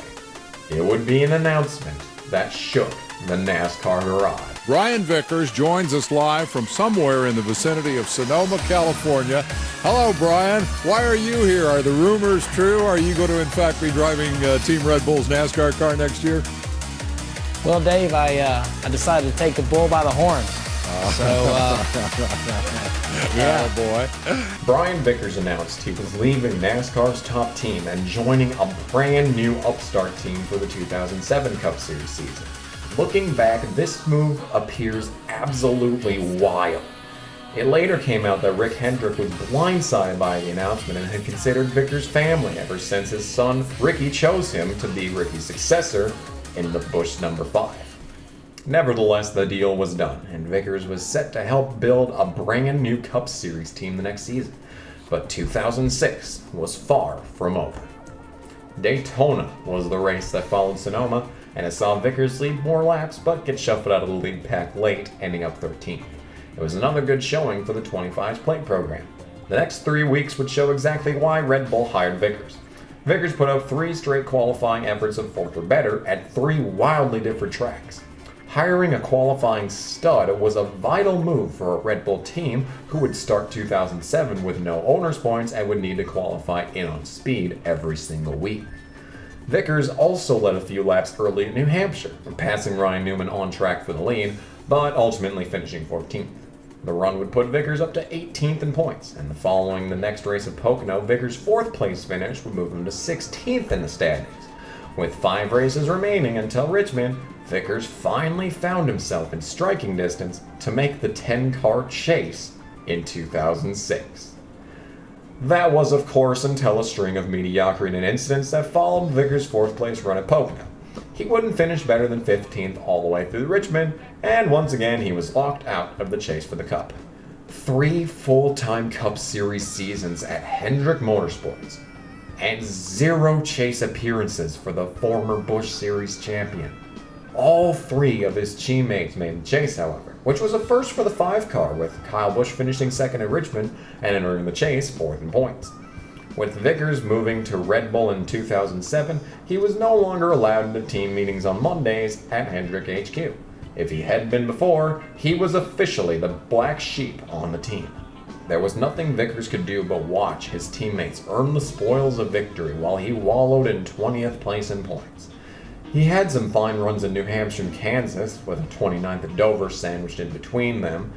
That had just been the story of Vickers' career, really.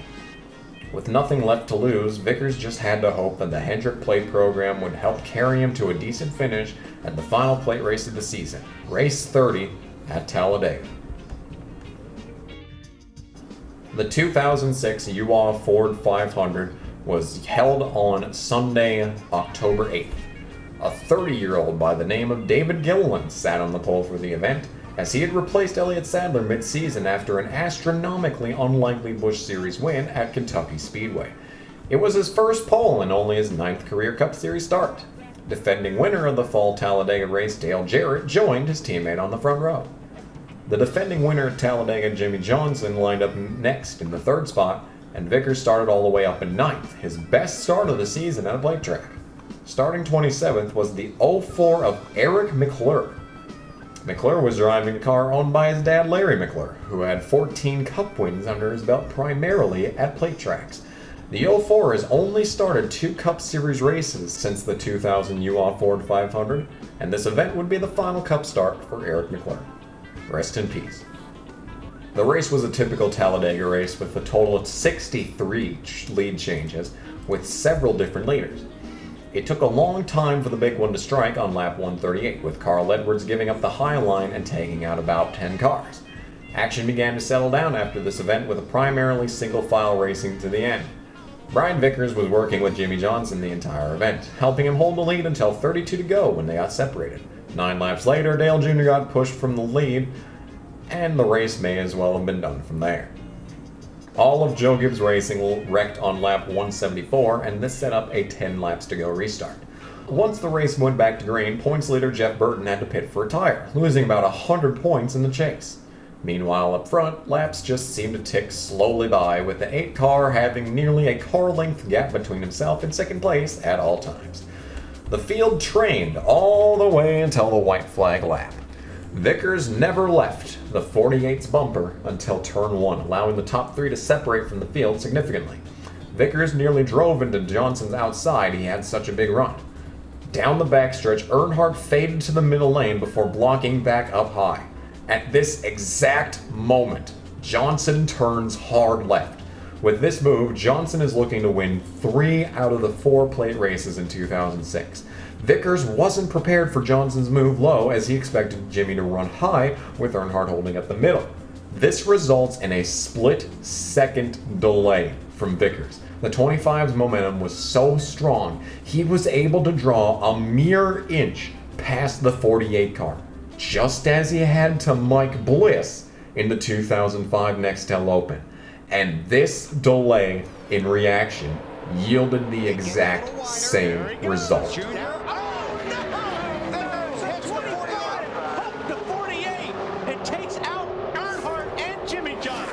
NASCAR threw the caution in turn 3, and about 5 minutes later, they announced the winner. And just as a wise man once said, it was Vickers that did it. In his 107th career NASCAR Cup Series start, 2003 Busch Series champion Brian Vickers finally drove into victory lane, doing so at statistically one of his worst track types. The remainder of the NBC broadcast felt more like a funeral service because Dale Jr. didn't win, but Brian Vickers was still able to celebrate his first career Cup Series win with a respectable interview from Alan Beswick. I was going to say, can you explain the mixed emotions that this must bring for you? Mixed emotions. You're saying enough. I mean, I'll tell you, there at the last lap, I knew that Jimmy was waiting for the last lap, and I was willing to push him to the front. I didn't expect for us to be able to win. I was looking for us to maybe get a 2nd place, for Jimmy to push Jimmy by the 8, and that'd be it. And but what happened, and you know, it's still nice to get this win. It's not quite how we planned it, but I hate it for Jimmy. I want to apologize to him. Like I said, it just when he swerved to miss the 8. You know, I was there and it just happened. You talked about Ricky Hendrick. You are leaving this team in just another 6 races now. Thoughts on finally getting the breakthrough win with the Hendricks? Yeah, it means all the world. I mean, you know, for like I said, you know, for Jimmy to have the wreck, it's not how I wanted it, but to get this win for Ricky Hendrick and everybody in that plane crash, it just means all the world to me. You know, it was close to me, and you know, I miss him all the world, and we've been wanting to get this win for him for a long, long time. It's good to see the 25 back in victory lane.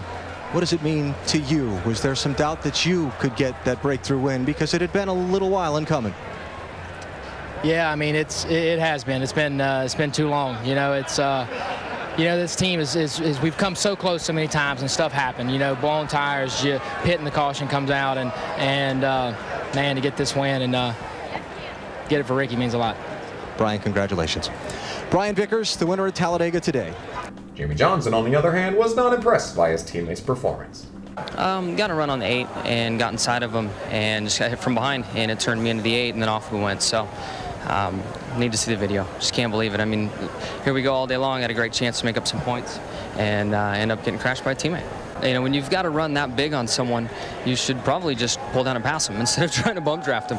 I just got turned around, so one of those deals. The win moved Vickers into 16th in points, 23 behind Casey Mears, and the face of NASCAR was changed forever. The final 6 races of the year for Vickers had absolutely nothing to note, with only one top 10. But the good news for him was that he wasn't involved in another controversial wreck. He did get his 4th career pole at Texas, but only led 5 laps on the day, finishing 27th. Vickers would ultimately finish 15th in points, with 1 win, 5 top 5s, and 9 top 10s, with an average finish of 19.2. Vickers ended his Hendrick Motorsports career with a total of 10 top 5s and 23 top 10s over 3 full seasons. Meanwhile, his future team at Red Bull had been trying and failing to make their first start in the Cup Series. Driving old Bill Davis Dodges, the team failed to qualify in every attempt with both Bill Elliott and 5-time Champ Car World Series winner AJ Allmendinger in 2006. Now Red Bull was heading into 2007 with no owner's points and an additional full-time entry with the aforementioned Allmendinger. Vickers would drive the number 83, a reference to the 8.3-ounce cans that Red Bull came in. Allmendinger would drive the 84, a reference to the 8.4-ounce cans that Red Bull came in. Am I stupid or something? Vickers would have Doug Richard as crew chief, better known as the man who got Dale Earnhardt his first championship. Richard had just gotten done calling Greg Biffle to a 6-win season in 2005 and was looking for a new challenge. Daytona was going to be a test for the team. The year started out decently as Vickers finally completed his first bunch shootout without crashing, coming home 8th with 2 laps led in the brand new Red Bull Racing Toyota. The same could not be said for the rest of Speed Weeks. Allmendinger qualified 37th and Vickers qualified 40th, meaning both Red Bull cars would have to race into the Daytona 500. Neither did, as they both were caught in wrecks and did not finish their duels. The 2007 Daytona 500 passed, and Brian Vickers missed his first Cup race since the 2003 Subway 500 at Martinsville. But missing the biggest payday of the year didn't hinder Red Bull Racing's ambitions. The team headed out west for Week 2 at Auto Club. Allmendinger failed to qualify, but Vickers put up a 15th place effort, easily locking Red Bull Racing into their first ever Cup race. After the drop of the green flag, Vickers fell back, but battled tooth and nail all race. When the checkered flag waved, Vickers finished 10th for his 24th career top 10 and the first for Red Bull in their first official start. Losing out on the points from Daytona was a hard hit, but it was a great run for both the team and Vickers. The good times didn't last though, as both Red Bull cars failed to qualify the next week at Las Vegas. Atlanta was a tough race for the team as Allmendinger failed to qualify and Vickers barely got in by less than 1/100th of a second. The 83 took the lead twice during pit cycles for a total of 5 laps led on the race, but was caught in a wreck with 96 to go after David Rudeman in the MWR 00 decided to end Greg Biffle's life entering turn 3. 4 races into 2007 and Vickers sat 40th in points, nowhere near the provisional spots for future races. Meanwhile, Allmendinger had yet to make a single event. Race 5 at Bristol was surprisingly good for the team, as not only did the 84 finally make an event, but Vickers also picked up another good 15th place run. Vickers would only make the field in 1 of the next 5 races, however, with a 14th place finish at Texas. By the time race 11 at Darlington rolled around, Vickers was 46th in driver points, and the Red Bull cars were even lower in owner's points. Vickers put up a good 15th place qualifying effort at Darlington, but that's where the good news ended. On lap 124, the 83 got sent into the inside wall on the backstretch, reminiscent of his 2002 crash in the exact same spot. Heading into race 12 of 2007, Vickers was 43rd in driver points, looking for any kind of break he could get. The 2007 Coke 600 started out as a very inconspicuous event for Red Bull Racing, Both cars made the field, but back in the lower 20s to start. The race started off rather violently with 2 big crashes in the first 100 laps. The 84 was involved in one of the incidents and would have to settle for a 31st place finish when all was said and done. Vickers, on the other hand, drove through both incidents unharmed. He would line up 14th for the lap 70 restart. Another quick caution came out, setting up actual pit strategy. A lot of cars came in, but Vickers remained on track, lining up in the number 83 in the 5th spot for the lap 83 restart. Vickers fired off initially very poorly, but the car swung in his favor. On lap 95, Vickers was holding down 4th place, 5.6 seconds back from leader Kurt Busch. Pit stops began around lap 110, and more drivers from the top 5 began to pit. Lap 111 came around, and the leader came in, leaving 2nd place Brian Vickers to pick up the lead. The alternative strategy had worked out for the 83 car, and Vickers' lap lead total for 2007. Things continued to look great for Vickers until a lap 169 caution brought the field down pit road once again. Vickers held on to the lead but succumbed to Kurt Busch on the restart. But Vickers wasn't done, as only 4 laps later he pulled back around the 2 car and retook the lead. Soon enough, the dominant car so far on the day, Kurt Busch, had an issue. Kurt went around in turn 2 and brought out another caution. Johnson would hold the lead off pit road, but the real fun came on the restart. When the green flag flew on lap 190, Vickers followed Johnson stride for stride. Right after halfway, Vickers drove around Johnson under commercials and retook the lead. Another caution flag flew on lap 221, and the 83 lost ground on pit road once again, giving the lead back to Jimmy Johnson. As the night drug on, Vickers continued to fall off, with the 83 in the back half of the top 10 for most of the remainder of the event. With 65 laps remaining in the event, Vickers found himself in 8th. Then, everything changed. Vickers sailed into turn 1 and the car pushed directly into the wall. Vickers kept it going in the right direction and slowly brought his ailing 83 down pit road. A ton of sheet metal littered the track, forcing NASCAR to throw the caution. The rest of the field rolled their way onto the pit lane. And when all was said and done, Vickers would restart 14th, but on the lead lap. With everyone pitting with 60 to go, no one was sure if the field was good on fuel. Even though most expected the crash lawn and race to have more cautions, some teams switched their strategy into fuel-saving mode. With 20 laps to go, Vickers was in 15th, the last car in the lead lap, 23 seconds behind the leader.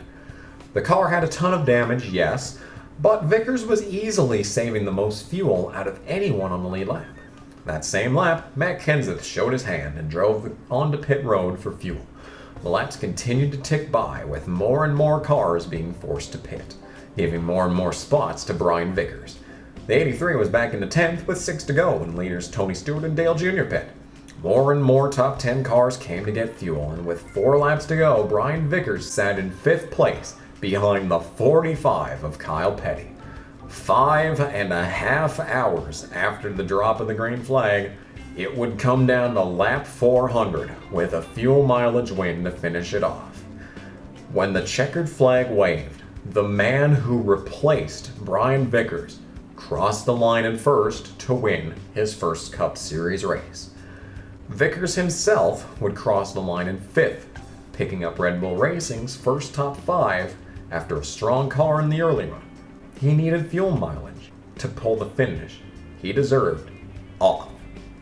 It was easily the best run of the year for Vickers, maybe the best run of his career, but he still had another 24 races to gain points and fight for a provisional spot in the standings. The remainder of the 2007 season wouldn't be what he needed though. The typical summer slump that Vickers had had at Hendrick came back hard, with the best finish the 83 had from race 13 to race 22 being 19th. Despite the poor results, Vickers only failed to qualify for 3 races during this run. This stretch of races was tough for Vickers in the Cup Series, but during this time he was able to make a connection that would turn out to be one of the most important he would ever make. Todd Braun had been running a Busch Series team since 2003, and had sprinkled Cup drivers into his cars whenever needed. Jimmy McMurray had gotten him a win in 2004 at Rockingham, in what it may as well have been a Ganassi entry, but the previous season in 2006 saw Dave Blaney pick up his first ever NASCAR win driving Braun's number 32 car. Vickers was picked up to run that same 32 car, now with a Toyota body, at the July Daytona race in 2007. He really didn't do much in the event, but it was the beginning of a partnership that would last years down the line. The second race for Vickers in a Braun car would be the 25th race of the Busch Series season. Vickers put the 10 car in the front row for the event. Vickers took the lead early, holding it for 15 laps before dropping back and eventually finishing 8th. It was his best Busch Series showing since 2005 and would lead to more and more races on the Braun team moving. Vickers followed up that run in the 10 with an 8th place finish in the Cup race that weekend. He failed to qualify for the Bristol race but took another 8th place at the other huge 2-mile oval at Auto Club the week after that. The pace of the Red Bull car started to fade though, and Vickers would only get one more top 10 for the rest of the season. When 2007 was all said and done, Vickers failed to qualify for 13 races, finishing with an average finish of 25.1 in the 23 races he did make, with 1 top 5 and 5 top 10s. It wasn't a complete unmitigated disaster, and Vickers' career wasn't quite in a tailspin yet. Red Bull Racing was still a young team that had a long ways to go, but at age 24, time was all Vickers had. For the 2008 Sprint Cup Series season, Red Bull returned with the same driver lineup as 07, looking to qualify for every race on the season. They didn't. Vickers managed to race his way into the Daytona 500 in duel number 1, being the last car to lock his way in by finishing 11th.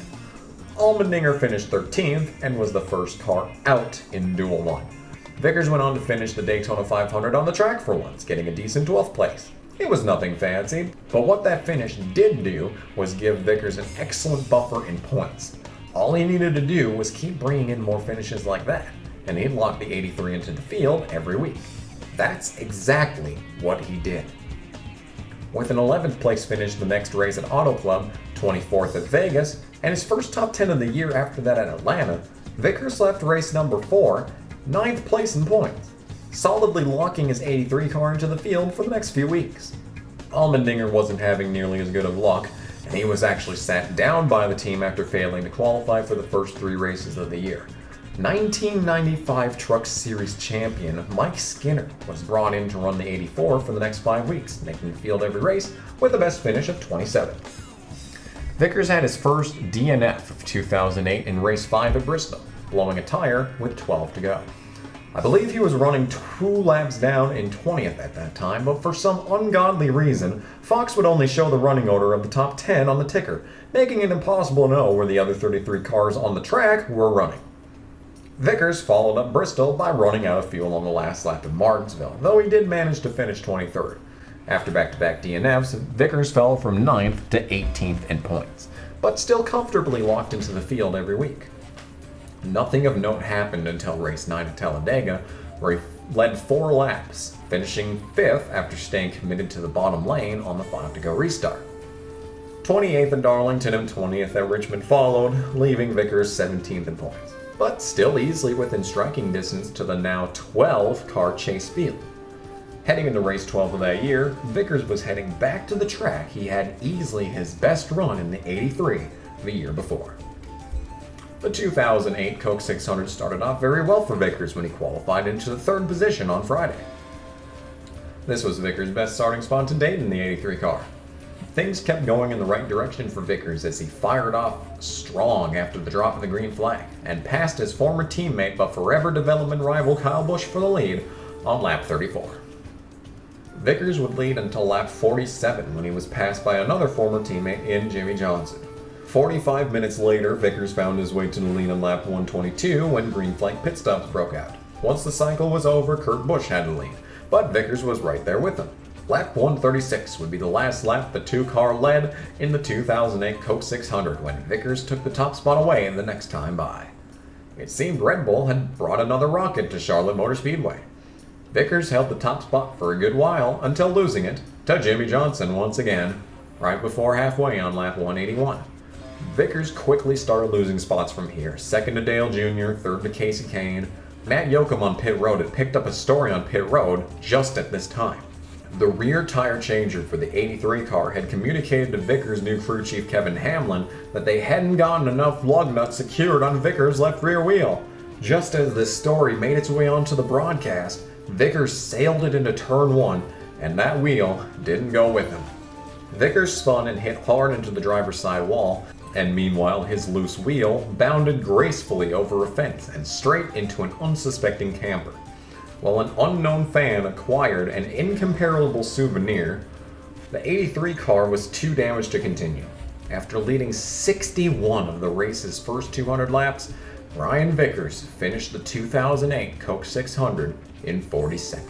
Yeah, you know, the last couple runs, it started to work loose a little bit, and we weren't really sure exactly why. You know, I mean, I have a lot of confidence in my pit crew guys. They just won the All-Star Challenge. We know they're good, but we got to get to the bottom of it for sure. And we had such a fast car, you know, so fast. A couple years now, we've led a lot of laps here and haven't been able to close the deal. The next race at Dover was another typical Dover race for Vickers, where he would finish 13th.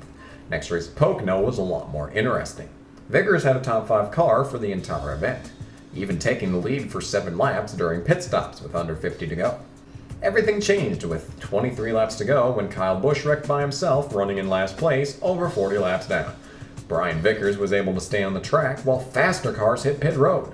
In a very similar position at Pocono, Vickers brought the field back to green with 18 to go. Casey Kane had way much power to be denied though, as the 9 took the lead with 16 to go and never looked back. When the checkered flag flew over Kane, Vickers followed in second, his best finish to date at Red Bull. Vickers followed up Pocono by bringing another fast car to Michigan in the next race. It wasn't a win, but Vickers did lead 44 laps on the day, finishing 4th in what would be his first and only time in his career he would score back-to-back top 5 finishes. These runs would move Vickers to 16th in points, under 100 from the cutoff spot of 12th. The next couple of races weren't very spectacular for Vickers, but the good news is that they didn't need to be spectacular. His only top 10 came at Chicagoland, but the 7th race string of top 20 finishes moved Vickers to 14th in points, still just under 100 from 12th. Vickers would lose all of his positive momentum in one of the worst NASCAR races in the history of the sport. Indianapolis wasn't good to anyone in 2008, but it was probably worst on Brian Vickers, who interestingly wasn't a victim of a tire failure, but rather an engine failure that relegated the 83 car to a 42nd place finish, losing 3 spots in the standings and falling almost a full race behind the 12th place in points. From there, the mediocrity continued, and following Watkins Glen, Vickers found himself back in 17th in points, a total long shot for the chase. Things weren't all doom and gloom for Vickers though, as he maintained his Nationwide Series connection with Todd Braun into 2008. He'd already had several decent runs at this point in the year driving for Braun and sponsor Dollar General. This peaked when the Michigan weekend rolled around. On Friday, Vickers put his 83 on the pole for the Cup race, his first pole for the Red Bull team, and finished 2nd in the Nationwide race on Saturday. All that was left at that point was the Cup race. Vickers didn't fire off well in the start of the Cup race, but eventually found his way back to the lead on lap 48. He would lead 21 laps on the day, but finished back in 7th. It was a good run, but it was a little too late for good runs, as Vickers found himself 160 points behind the 12th place cutoff spot, with only 3 races remaining before the chase began. If you can believe it, Vickers didn't have the runs he needed and left Richmond 15th in points. The highlight on the season ended in Michigan as well, with Vickers failing to finish in the top 10 for the rest of the season, eventually ending the year 19th in points. Red Bull did bring yet another lightning fast car at Charlotte, with Vickers leading 64 laps in race 31 of the season, but only managed a 17th place finish. It was a vast improvement from 2007, but still far from where Red Bull thought they should be running. During the offseason, AJ Allmendinger was dropped from the team in favor of Scott Speed for some reason. Kevin Hamlin was also relieved of his duties on top of the 83 box, resulting in Vickers picking up his 5th different crew chief in a 6-year span. The new man on top of the box was Ryan Pemberton, son of NASCAR Vice President of the competition, Robin Pemberton. Ryan had led Joe Nemechek to his unlikely victory versus Ricky Rudd at Kansas in 2004, and was ready to step up and keep Red Bull's positive momentum headed in the right direction. And for 2009, it would all start at the same place it always starts. Speed Weeks had a deja vu feel for Brian Vickers, as he once again struggled from start to finish. First things first, he did lead 2 laps in the Bud shootout, but only managed to finish 11th. His duel went pretty decently though, driving from an 18th place starting spot in Duel 2 to finish 3rd in lineup 6 for the Daytona 500. He also managed to finish 6th in the Nationwide Series race on Saturday in his familiar Dollar General 32. But all the positive momentum was for naught, as the team fell laps down at about halfway.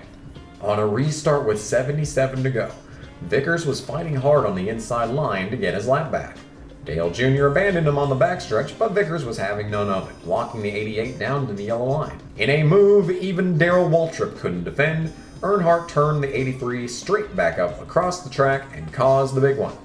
Ironically, the move resembled the one that Vickers gave Earnhardt and gave Vickers the win at Talladega 3 years earlier. Vickers was done for the day and finished in 39th. And once again, he left Daytona in a deep hole. It really was just a bad joke at this point. Typically NASCAR penalizes. I think the 38 was penalized 5 laps yesterday for doing the same thing. I guess they're not going to penalize him for it, but it's kind of sad. I mean, to wreck somebody intentionally like that in front of the entire field is really kind of dangerous. I mean, that's my biggest problem with it. But apparently he wanted a caution pretty bad. The wreck was bad, but Vickers fought back from worse in the past. In fact, he turned things around immediately the next week at Auto Club, picking up the pole, his 6th of his career. He didn't actually lead any laps, though, and finished in 10th, but it was still a good run to turn around from the wreck at Daytona. Vickers went on to finish 8th at Vegas and then 5th at Atlanta. Just like that, Vickers was into the top 12 in points. Now he just needed to stay there for another 21 weeks. Bristol was Bristol, and Martinsville went just about as bad. Following his 33rd place finish in week 7, Vickers was back down to 20th in points. After mediocre top 20 runs at Texas and Phoenix, Vickers was involved in the first wreck of the day at Talladega, but survived and went on to finish 8th in Brad Keselowski's first career win race. The next week at Richmond, he rectified his past mistakes at the track and took his 2nd pole of the season and his 2nd pole at the track. The car didn't have any good race speed, however, and the race was a bit of an unmitigated disaster with 15 cautions, and Vickers would finish back in 15th. Kyle Busch, on the other hand, won that race, doing so on his 24th birthday. Only hours into age 24, Busch had 15 Cup Series wins. Vickers, who had turned 25 the year before, had 1. The biggest Hendrick development drivers had already parted ways with Hendrick Motorsports, yet one clearly had spent the better part of the turn of the millennium outshining the other. The 2009 Crown Royal presents the Russ Friedman 400 was just another one of those outshining moments. Red Bull brought yet another strong car to Charlotte for the Coke 600, but rain plagued the weekend, and Vickers finished 5th under yellow just past halfway in a race won by David Rudiman. Vickers had another disaster of a Dover race and followed it up with an equally disappointing Pocono run. 14 races into the season, and Vickers found himself in the exact same place he was in the year before.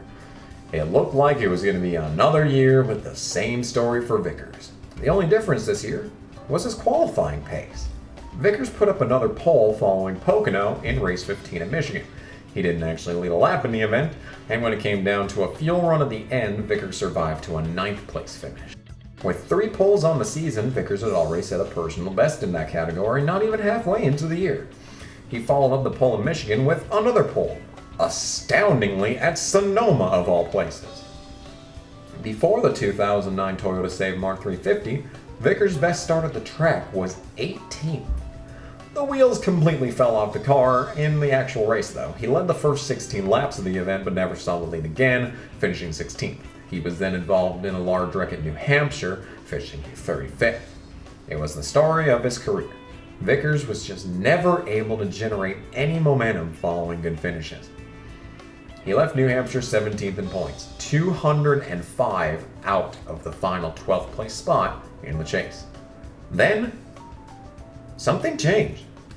The return to Daytona went way better than it did in February, while although he didn't have the pace to take the lead at any point, Vickers still managed a 7th place finish. He turned around and put the 83 on the pole at Chicagoland, already his 5th pole of the season, and went on to finish also 7th in that race. The following weekend, Indianapolis gave Vickers another 5th place. The return to Pocono in the next race gave Vickers 6th. It was a 4-race top 10 streak, and it would be the longest top 10 streak of Vickers' entire career. He wasn't able to make it 5 in a row as he finished just outside of the top 10 in 11th at Watkins Glen, but the sudden jolt of consistency catapulted Vickers from 17th in the standings up to 14th, just a little over 100 points out from the final spot in the chase. It was a long shot, but with 4 races remaining until Richmond, Vickers was in position to make the chase for the first time in his career. His competition wasn't going to make it easy. In 11th was Matt Kenseth, who had won the first 2 races of the season in a row. Kenseth had never missed the chase in his Cup Series career. Next was 12th place Greg Biffle, who hadn't yet won in 2009, but he still had a few good tracks left to hang on in points. 13th in points, however, was none other than Kyle Busch, who had already won 3 times thus far in 2009, but a string of DNFs had dropped him outside the top 12 in points. But just barely. Vickers had his work cut out for him if he was going to drive into the chase, and he got started on that path that very next Friday.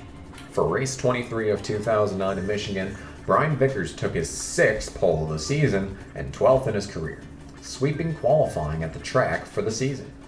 It was a great start, but he still had 200 laps ahead on Sunday. Not only that, but he also had 125 laps on Saturday for the nationwide race, which he also put Todd Braun's number 32 on the pole for. On Saturday, Vickers fired off very strong, leading the early portion of the event effortlessly. He seemed to be the car to beat until a green flag pit cycle broke out late in the event. Vickers came down on lap 92 with King Leach himself, Kyle Busch, following from second. Busch was running the full season in the Nationwide Series for some reason, and had finished second in 7 of the previous 10 Nationwide Series events. They came off pit road the same way they came in, but Busch got around Vickers a few laps later. And when the cycle completed, Busch had a decent lead over the 32 of Vickers. This would all change with 20 laps to go when the 62 of Brendan Gaughan lost a tire, bringing out the caution. Everyone took the hard left turn down pit road for 4 tires. Everyone except for the 12 of Justin Allgaier. Allgaier was the last one to pit before the aforementioned pit cycle and inherited the lead. The problem for him was that no one else stayed out, so he had no buffer between him and fresh tires.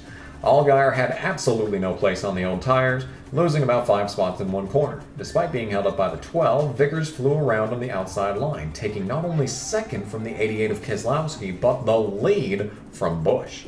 A quick caution flew a few laps later, but Vickers fired off strong again from the lead on the final restart. It looked like Vickers raced to lose until 2 laps to go, when Busch started tracking the Dollar General 32 down. Out of turn 4, Busch nearly had Vickers cleared until Vickers drove Busch all the way down the track, aggressively side drafting. This allowed 3rd place Keselowski to close in a hurry, sweeping around both Vickers and Busch on the outside. When the checkered flag waved, Keselowski took his 5th career Nationwide Series win, and Vickers took 2nd. Busch broke his 10-race streak of finishing 2nd or better by finishing in 3rd.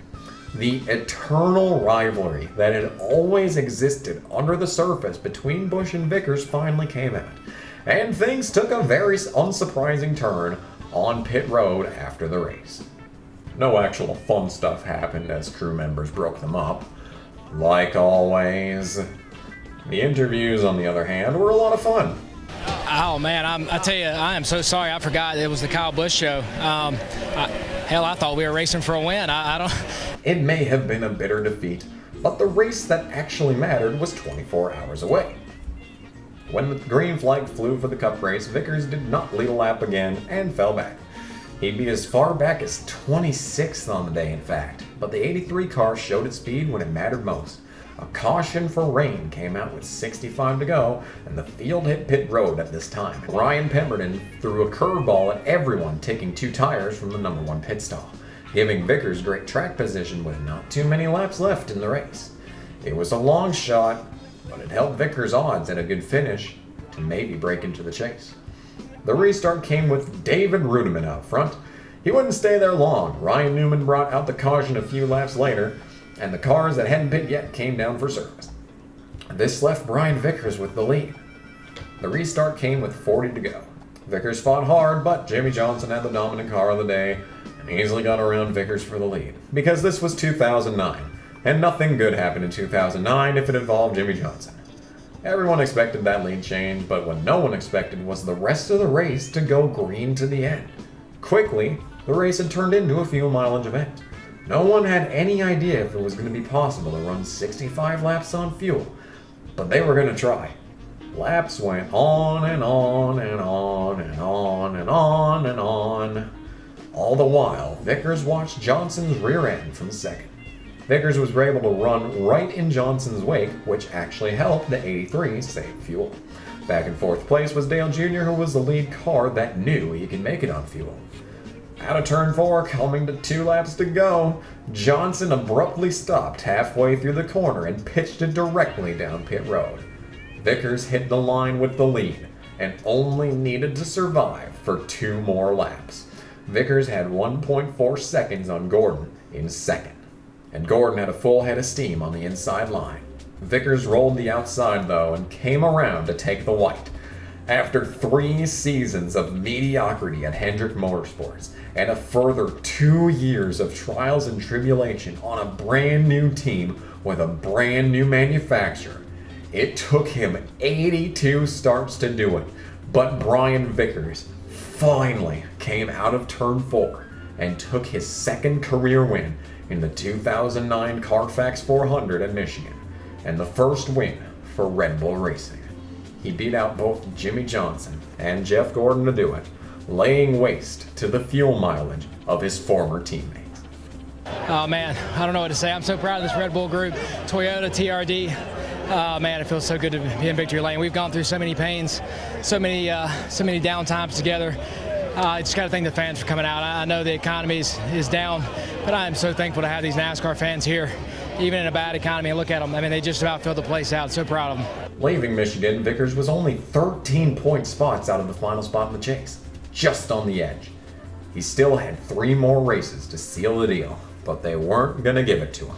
He had a typical Brian Vickers performance the next week in Bristol with 12th, but came back at Atlanta with a 7th place finish. Heading into the chase cutoff race at Richmond, Vickers found himself 20 points behind 12th place Matt Kenseth and 17 points ahead of the 14th place Kyle Busch. Not only did Vickers need a great run, but he needed a great run at a track he only had 2 finish of better than 16th in 10 starts. The odds were against him, but throughout Vickers' entire career, it seemed like the odds were always against him. It may have seemed grim, but at least it was familiar territory. Race 26 of the 2009 season took place on September 12th at Richmond International Raceway. The pole was won by Mark Martin, while Kenseth qualified 28th, Kyle Busch qualified 8th, and Brian Vickers qualified 7th. The race got off to a rough start for the Red Bull team as Busch quickly got around Vickers and Scott Speed was dumped on lap 5, effectively ending the 82's race. The event as a whole was a typical Richmond race, with Denny Hamlin having the dominant car being nearly untouchable. Kenseth, on the other hand, struggled for the entirety of the race. Along with his Roush teammates, Kenseth did not enter the top 20 for the entire event.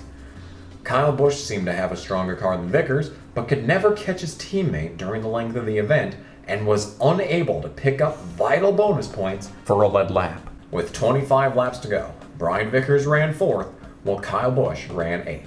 The points battle leaned in Vickers' favor as he had a lean 30-point gap on the 18 for the 12th spot in the standings.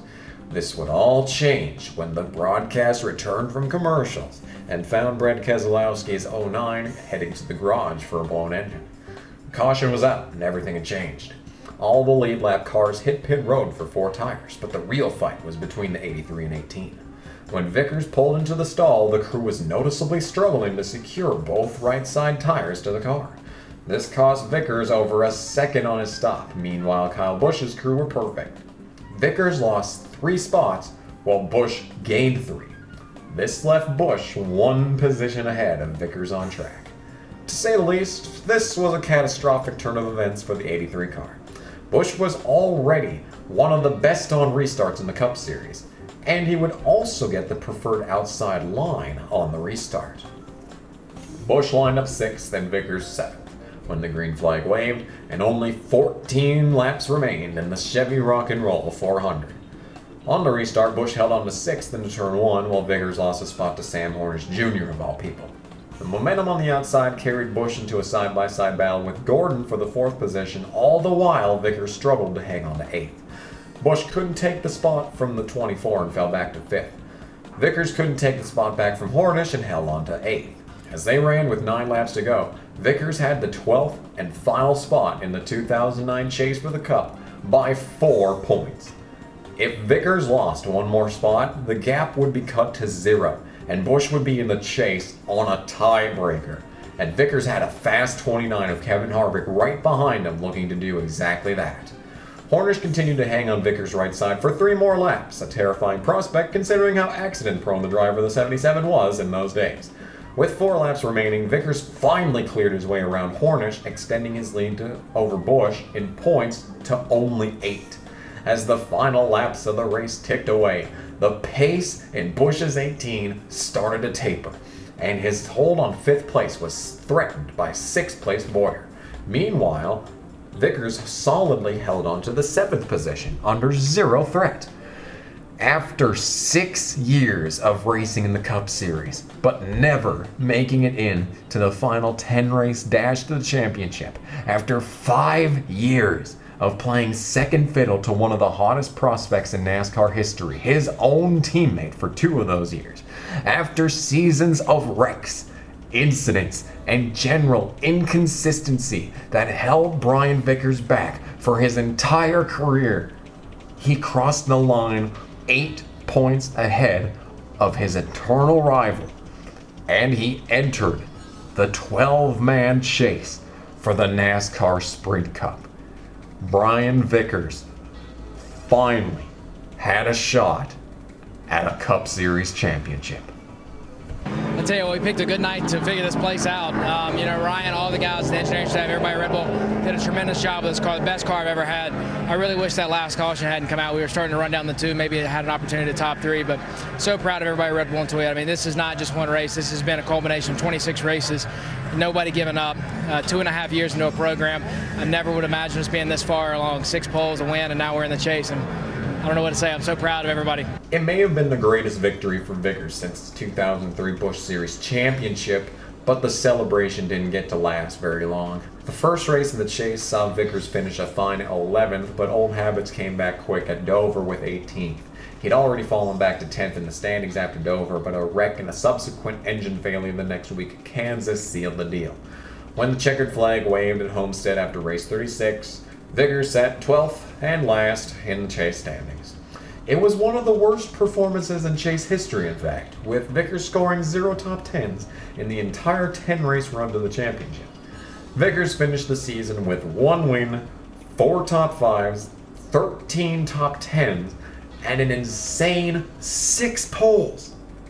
But that wasn't what was important for Vickers and the Red Bull team. What mattered to them was making it into the 12-man chase to begin with. Vickers took a team that didn't even exist 3 years earlier and brought them a race win plus a trip to the chase. It was the exact foundation the team needed to be contenders for years to come. So what if they didn't accomplish anything in the chase itself? The fact they even made it at all was a testament to Vickers' resolve to make something out of his Cup Series career. Things could only get better from there. 2010 started off pretty casually for Vickers in the 83 team. He started Speed Weeks by tying his best ever finish in the Bud Shootout with an 8th place run. Vickers was in position to pick up the win in his Gatorade Duel as well, until getting loose, hitting the wall out of turn 4 with 6 laps to go. He ultimately finished 10th and would line up 22nd on Sunday. Vickers sadly wasn't very relevant in the big race and finished 15th, but it was a solid start to the season, exactly what he needed after all the drama the year before. Vickers would follow up Daytona with a good 12th place finish at Auto Club, but had 0 pace at Las Vegas and would finish 31st. He was able to recover big time in Atlanta with 7th, followed up with probably his best career Bristol race with 15th, and then drove out of Martinsville with 6th on a green-white checkered finish. Vickers left Martinsville back in business, 12th place in points. Just when it seemed Vickers had recovered in points, he followed Martinsville with 3 straight crashes at Phoenix, Texas, and Talladega. This string of awful finishes flatlined Vickers' points position all the way back down to 25th. It seemed dire, but Vickers had fought back from much worse over his career. He finished 20th the next week at Richmond, but got a strong top 10 at Darlington. After Darlington, Vickers was already back up to 20th place in points. It was going to be another dramatic fight, but Vickers was ready to take it to them once again and charge his way back into the top 12 in points over the next 16 races. Then, it all changed. ESPN.com's David Newton is reporting Brian Vickers will be sidelined at least 3 months while recovering from treatment of blood clots. I was afraid to call a doctor, not because of my health, but because I was afraid he's going to tell me I couldn't race. I really didn't want to go to the doctor. I walked around all day just hoping and praying that it would go away, that it was nothing, that, you know, I can deal with this. It's just a little bit of pain. All I could think about was, you know, if I call the doctor and he tells me I can't race at Dover. Brian Vickers was hospitalized for blood clots. The medication required to keep Vickers alive would end up killing him if he were to be involved in a wreck on the track. Not only that, but the medication wouldn't allow Vickers to pass NASCAR's substance abuse policy anyway. Just like that, Brian Vickers was sidelined for the rest of 2010. Reed Sorensen drove Todd Braun's 32 in the Nationwide Series when Vickers was out. Vickers' absence gave Sorensen more starts in the 32 car, which impressed the team enough to give him the seat full-time in 2011. Sorensen would win at Montreal in 2011, but leave the team with 5 races to go in the season. Multiple drivers filled out the remainder of the 83 car schedule as well. They even got the Swede Matthias Ekström to run the car at Sonoma, and he would lead 7 laps in the event. Several drivers got the call to run the 83, but none of them were able to match the pace that Vickers had set in 2009, or what he'd even started in 2010 for that matter. Well, every driver except one, 30-year-old Casey Kane, had just signed a 3-year deal to race for Hendrick Motorsports. The problem for Kane is that the deal started in 2012, and his contract with Evernham Motorsports and his contract with Richard Petty Motorsports ended in 2010. He needed something to fill the gap for 2011. And that's where Red Bull Racing comes in. Red Bull signed Kane on for the 2011 season, and with 5 races remaining in 2010, put Kane in the 83 car to finish out the year. Kane started out his tenure at Red Bull driving from 33rd to 14th in Martinsville, leading into a wreck on the last lap at Talladega. 13th at Texas and 30th at Phoenix followed that. Kane had already had the inconsistency down for his role at Red Bull, but his race at Homestead sealed the deal. Kane put the 83 car on the pole for the first time since Vickers' win at Michigan. From there, he led 10 laps and finished the event in 6th. It seemed Red Bull had struck gold, and they were headed into the 2011 season with a great talent in Casey Kane driving the newly renumbered 4 car, and their star attraction Brian Vickers was finally ready to return to the 83 car. It was all coming together. Now the team just had to execute on the track. 2011 did not get off to the start anyone at Red Bull needed. To start, Casey Kane blew an engine and finished last in the Bud Shootout. From there, both cars went on to finish outside the top 20 in the Daytona 500. Kane quickly picked things up though, as he picked up top 10s in 3 of the next 4 races. Vickers, on the other hand, clearly did not. Through the first 4 races of 2011, Vickers only had one finish better than 30th. He got 8th at Auto Club in race 5, but following that Auto Club event, Casey Kane sat 9th in standings, while Vickers was in 24th. The remainder of the season saw no swing in performance either. Kane was constantly out-qualifying and out-finishing Vickers week in and week out. It soon became abundantly clear that Vickers had been downgraded to the second driver on the team. Kane had multiple mechanical issues towards the end of the season, which would keep him out of the 12-man chase for the Cup, but Kane would ultimately go on to win at Phoenix in race 35 for Red Bull's second win as an organization. Vickers, on the other hand, wasn't so lucky. He ended up with only 3 top 5s and 7 top 10s on the season, and probably most infamously had one of the worst performances by anyone in the history of the Cup Series in race 32 at Martinsville.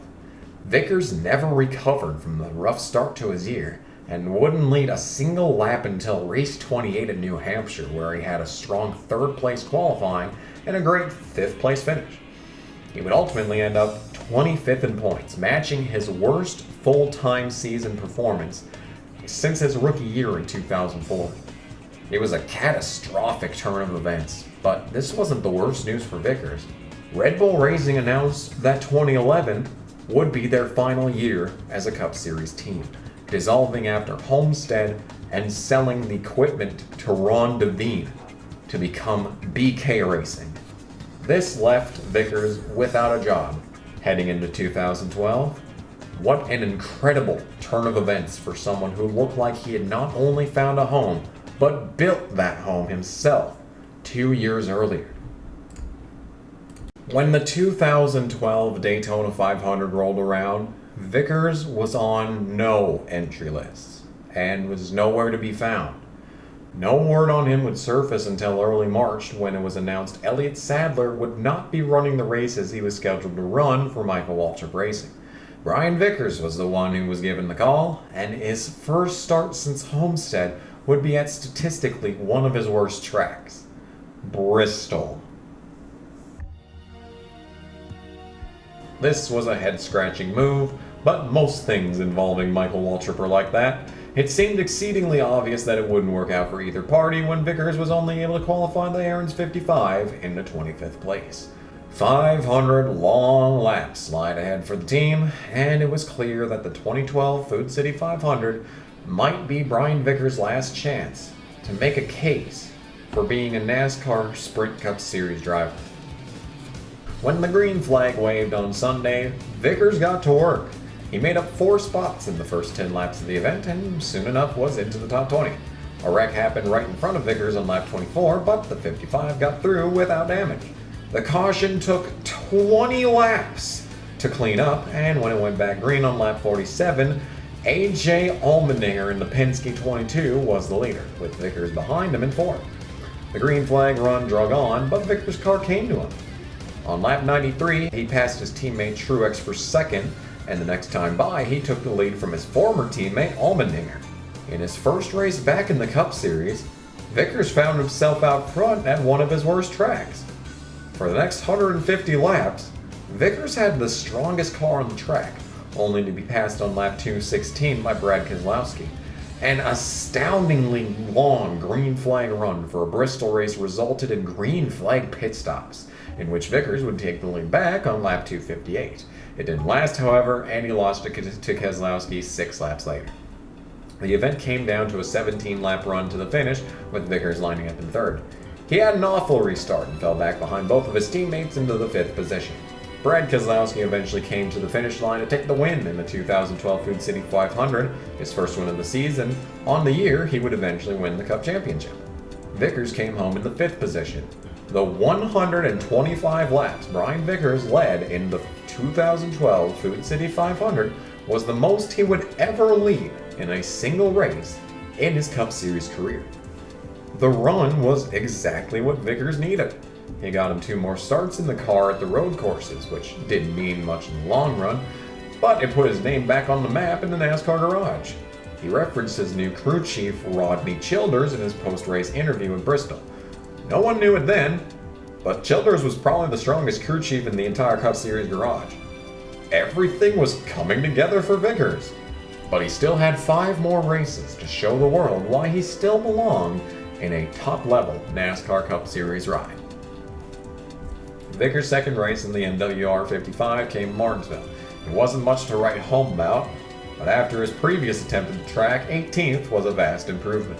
His next race came at Sonoma, where he started 21st, but battled all the way to the 4th position for his 2nd top 5 on the year. New Hampshire was his next start, but he only managed to qualify and finish 15th. Watkins Glen saw Vickers unable to even begin the event with an engine failure before the drop of the green, leaving him with a last place finish. Vickers shook the Glen off by coming back to Bristol and having another fantastic 4th place effort. That was his 3rd top 5 of 2012, matching the amount of top 5s he had in all of 2011 in 30 less starts. He followed Bristol up with a 9th place run in New Hampshire and finished his 8-race run in the MWR 55 at Martinsville by qualifying 2nd and finishing in 8th. During the summers, Vickers took a trip overseas to compete in the 24 Hours of Le Mans. The team finished 6th in class and 31st overall. It was quite possibly one of the most impressive part-time runs in the Cup Series for the entire 2010s decade, and was everything he needed to do to regain his footing as a NASCAR regular. Vickers had an average finish of 9.0 over 2012 if you don't count his engine failure walk in Glen. Even when the last place at the Glen is included, it gave Vickers an average finish of 13.3 on the year, which was his best over his entire Cup Series career. It was the outlier to end all outliers for Vickers, but it didn't give him everything he wanted. Michael Waltrip was able to offer Vickers 12 races in the 55 for 2013. It was a bit disappointing given his performance over the previous year, but there was another prize in store for Vickers, and it might not have been possible without the help of his old acquaintance, Mr. Todd Braun.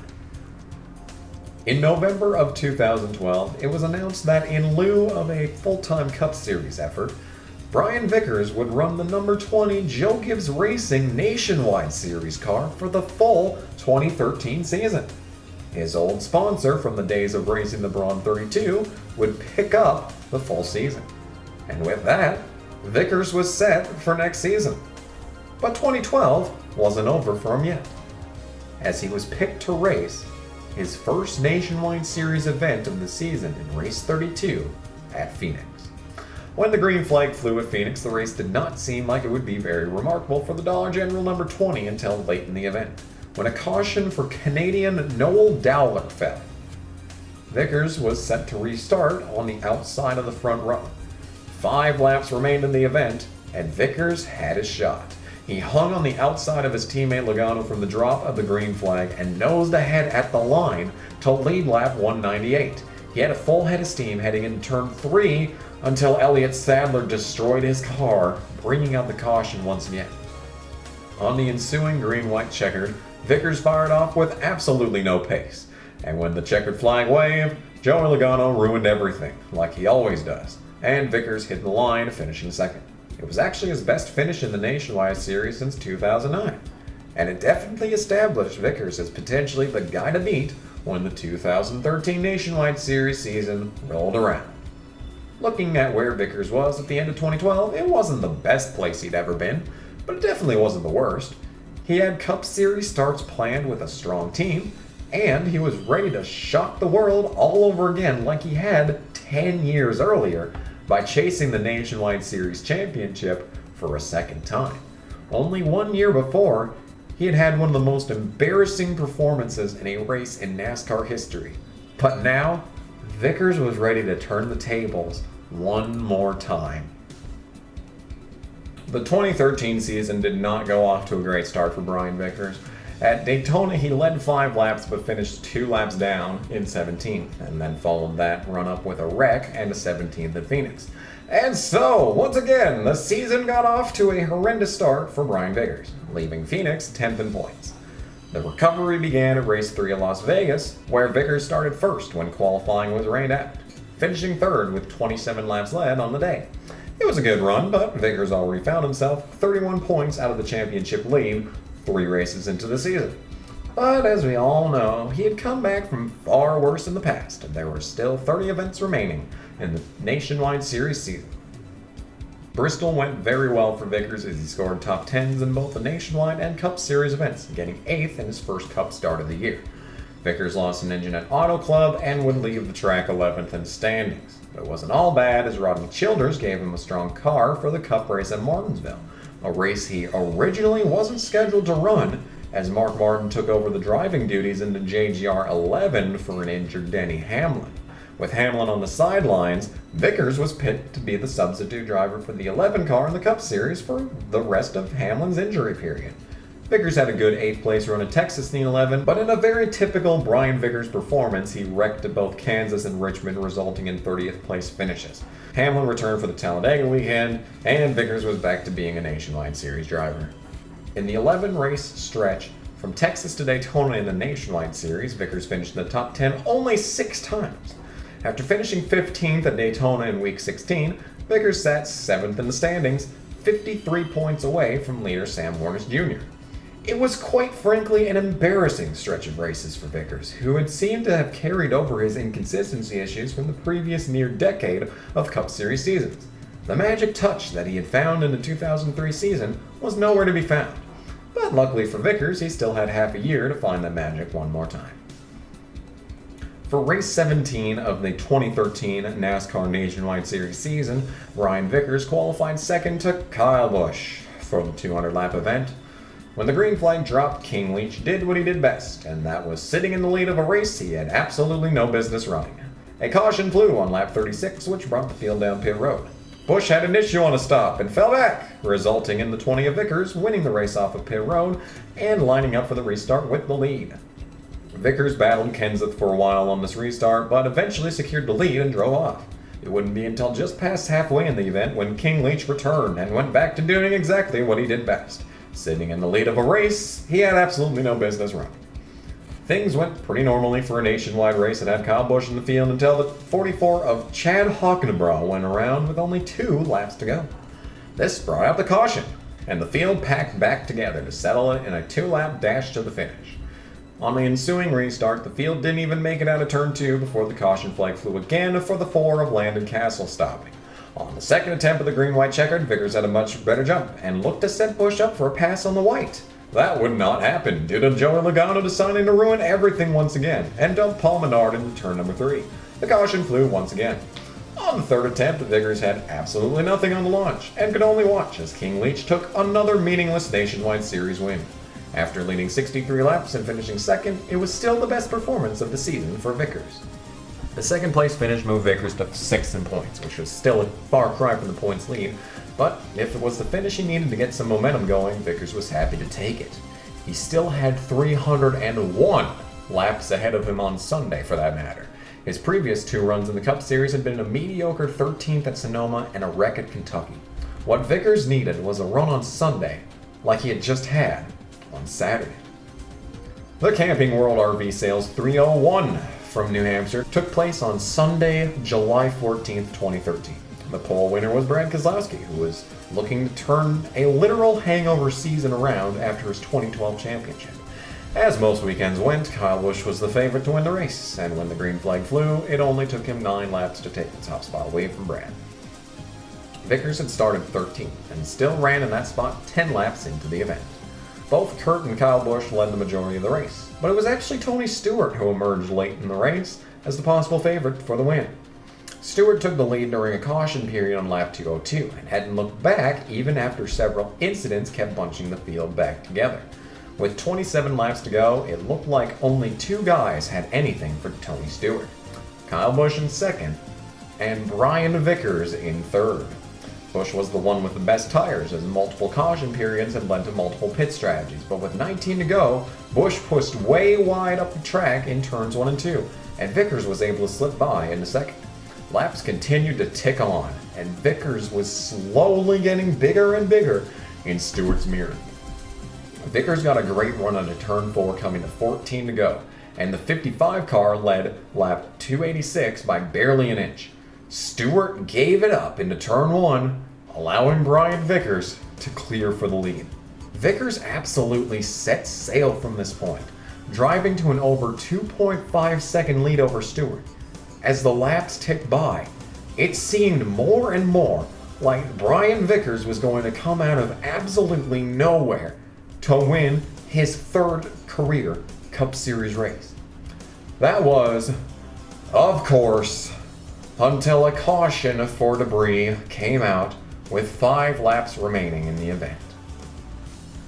Multiple drivers close on fuel came down to pit, but out front, Brian Vickers stayed on the track, and for maybe the first time in his career, he was going to have to fight to survive a green-white checkered finish for a Cup Series win. He had the car before on the long green flag run to hold the lead, but no one knew if the 55 had the short run speed to seal the deal. When the pace car took the hard left down pit road for the restart, Vickers did not have an amazing jump, but Stewart didn't either. The two who did have a good start was Kyle Busch, who drove it into turn 1 3 wide.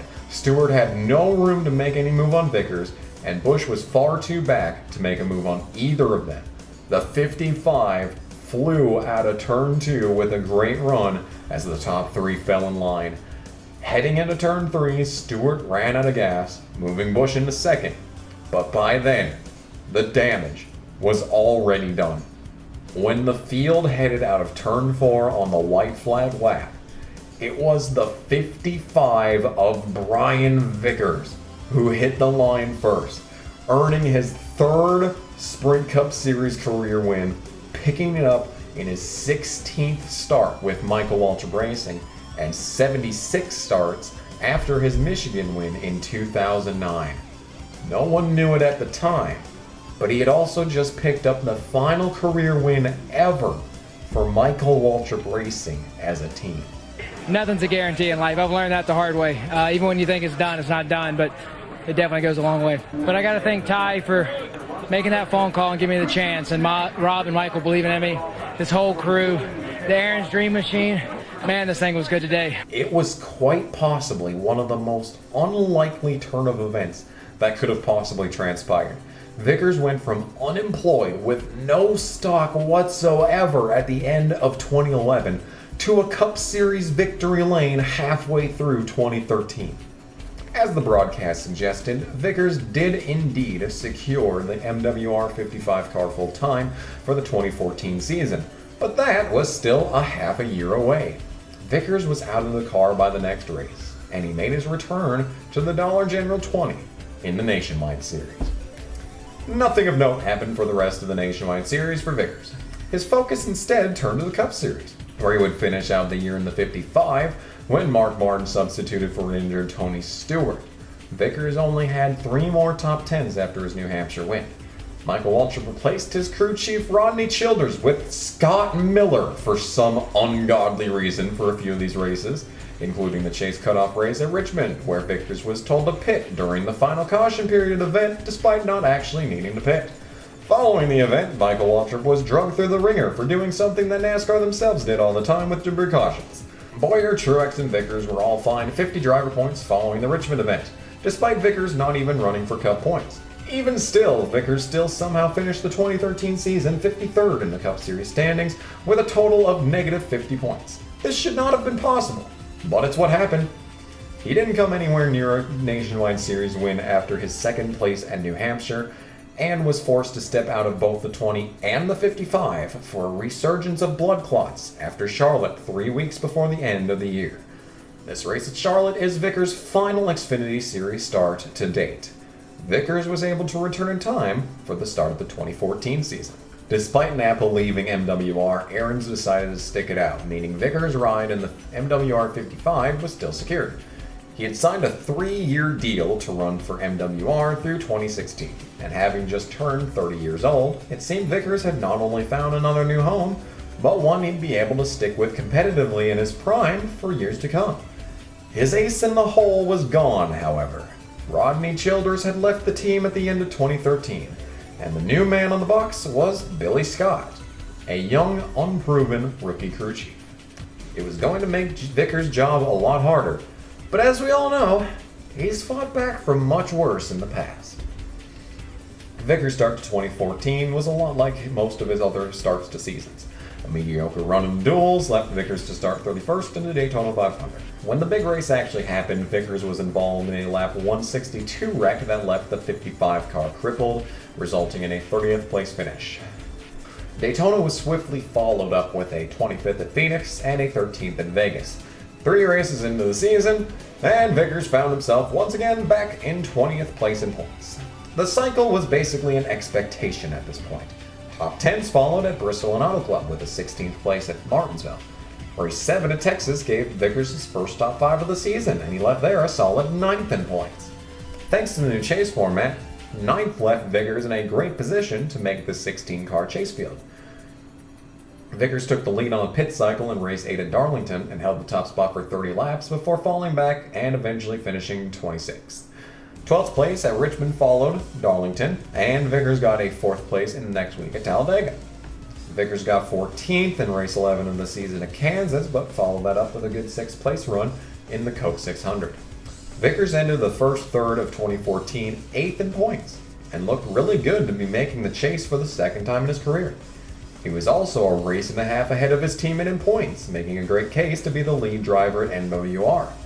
Vickers may not yet have a win in 2014, but it looked like he had finally found a good rhythm at age 30 and was ready to take the next step towards maybe even becoming a NASCAR Cup Series champion.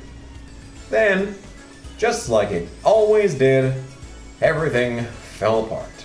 Vickers lost an engine at Dover, resulting in last place, and then followed that up with a finish of 19th at Pocono and a wreck at lap 1 at Michigan, eventually resulting in 42nd. Before Vickers could barely even blink, he'd fallen 10 spots in the standings to 18th, and once again he was on the outside looking in for the chase. Race 16 gave Vickers 14th at Sonoma, but Sonoma was followed by a 26th place run at Kentucky. Race 18 at Daytona was shortened, and Vickers was given a 2nd place finish as a result. Vickers moved up to 16th in points following Daytona, but with multiple winners behind him in points, it meant nothing as far as making the chase was concerned. Vickers only had one top 10 in the 8 races following Daytona. Once everything was said and done in Richmond, Vickers was over 100 points out from making the chase field, and he once again missed out on a chance at a championship. The only highlights in the final 10 races from Vickers were 15 laps led in New Hampshire and his first pole in Michael Waltrip Racing at Talladega. It wasn't the season Vickers wanted after blazing a trail in 2012 and 2013. He finished the year with 3 top 5s, 9 top 10s, and 1 pole, with an average finish of 18.6.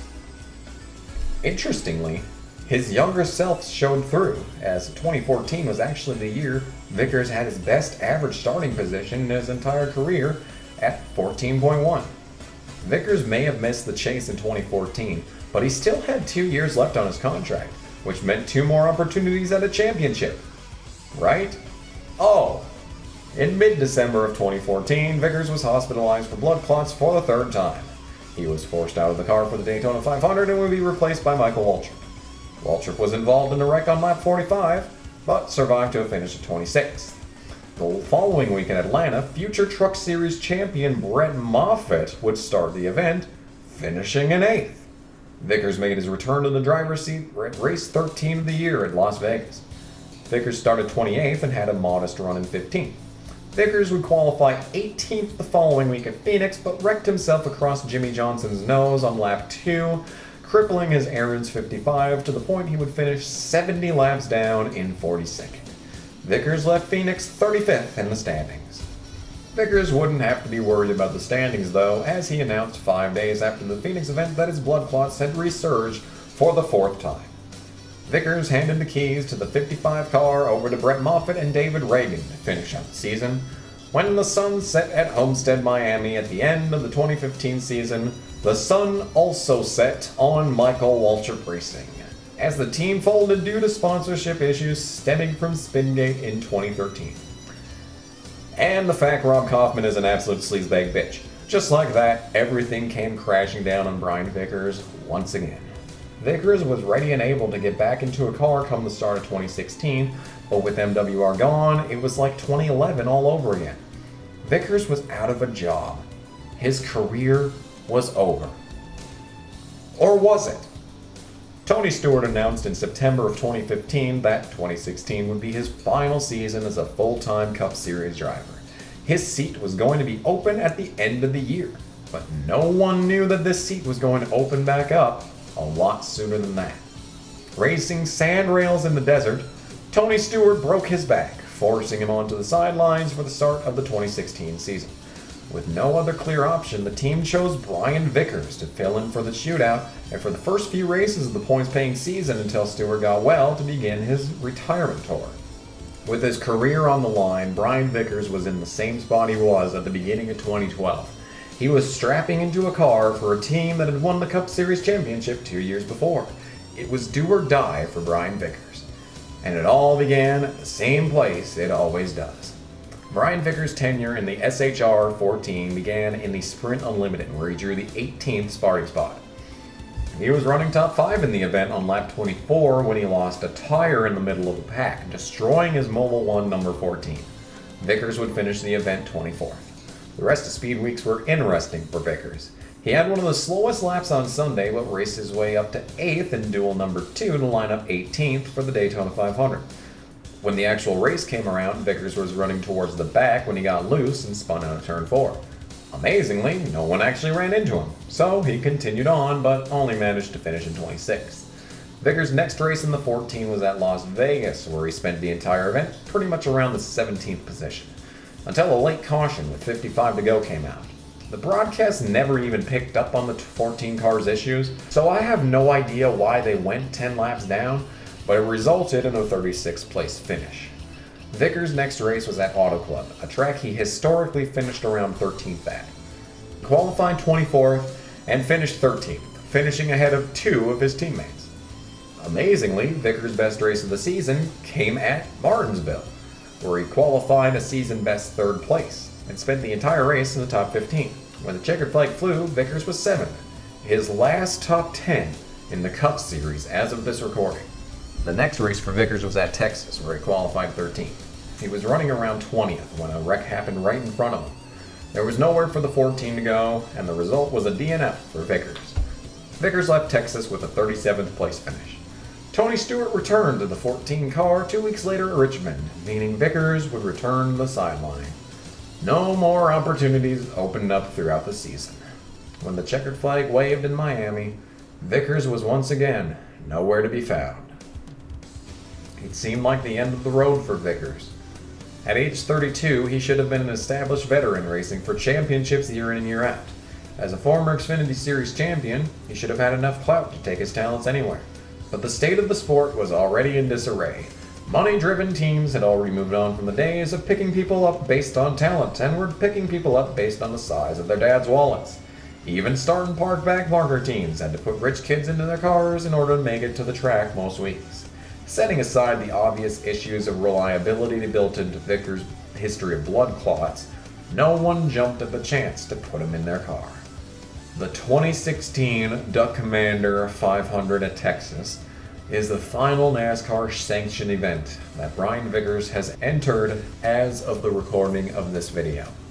His final career stats are 3 wins, 29 top 5s, 78 top 10s, 12 poles, 1,242 laps led, and a career average finish of 20.2.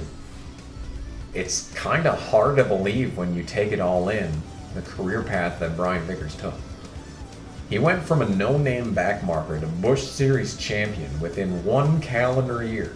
He was never able to match the pace of Kyle Busch until joining an upstart underdog team in 2009. His career appeared to be over time and time again, and he always managed to find a way to bounce back stronger than ever. Brian Vickers turns 38 in 2021. It's hard to believe he's still that young. He should still be racing, but after his run in the 14 in 2006, he hasn't been seen at any racetrack. Brian Vickers became a brand ambassador for the blood thinner Xarelto in 2017, but a $775 million settlement was made between the parent company Johnson & Johnson and users of Xarelto in 2019 for injuries including but not limited to internal bleeding, wound linkage, and infections. Odds are he is no longer a brand ambassador for them. Brian got married in 2013 to a woman named Sarah Kellen. Their marriage was getting on pretty decently until... Actually, let's not talk about his wife. It's hard to pinpoint exactly what went wrong for Vickers over his career, but there are 2 major things that stand out to most people though, and that's his performance at Hendrick Motorsports and his recurring issues with blood clots. When Brian Vickers joined Hendrick Motorsports for his first full-time season in 2004, the team had most recently won a championship 3 years before in 2001. The 4th Hendrick car has statistically always been way off pace compared to the other 3 cars. There's no question about that. And it's not because Joe Nemechek and Jerry Nady were bad drivers. I genuinely do not think that Hendrick's fourth car was not necessarily a test car, as most people would put it, but I am sure that it got the least amount of resources, and definitely the worst crew members on the team as a whole. I mean, for God's sake, Vickers had to spend 2 years with Lance McGrew, possibly one of the worst Cup Series crew chiefs of all time. Sure, he was the one who got Vickers his Busch Championship. Actually, wait a minute, hang on. Are we forgetting Vickers won a Busch Series Championship? Yeah, the 2003 Busch Series field wasn't that strong, was it? The guy who won the most races that year was Bobby Hamilton Jr. And let's be honest, he wasn't really that great. Ron Hornaday was trying to save his career and ran a great season, but really all RCR was focused on were Harvick's Busch races. David Green is a legend of the sport, but he was 45 years old in 2003. And when you remember how the points lead changed 8 times in the final 10 races of the season, it starts to become pretty clear that anyone could have taken full control of the 2003 Busch Series Championship if they could just keep their car headed in the right direction for more than a few races in a row. I'm not trying to discredit Vickers' championship, but it's clear that it wasn't the greatest indication of his talent at the time. It was definitely an indication of his potential, but in reality, Vickers was rushed up immediately to the Cup Series following that 2003 Busch Series Championship.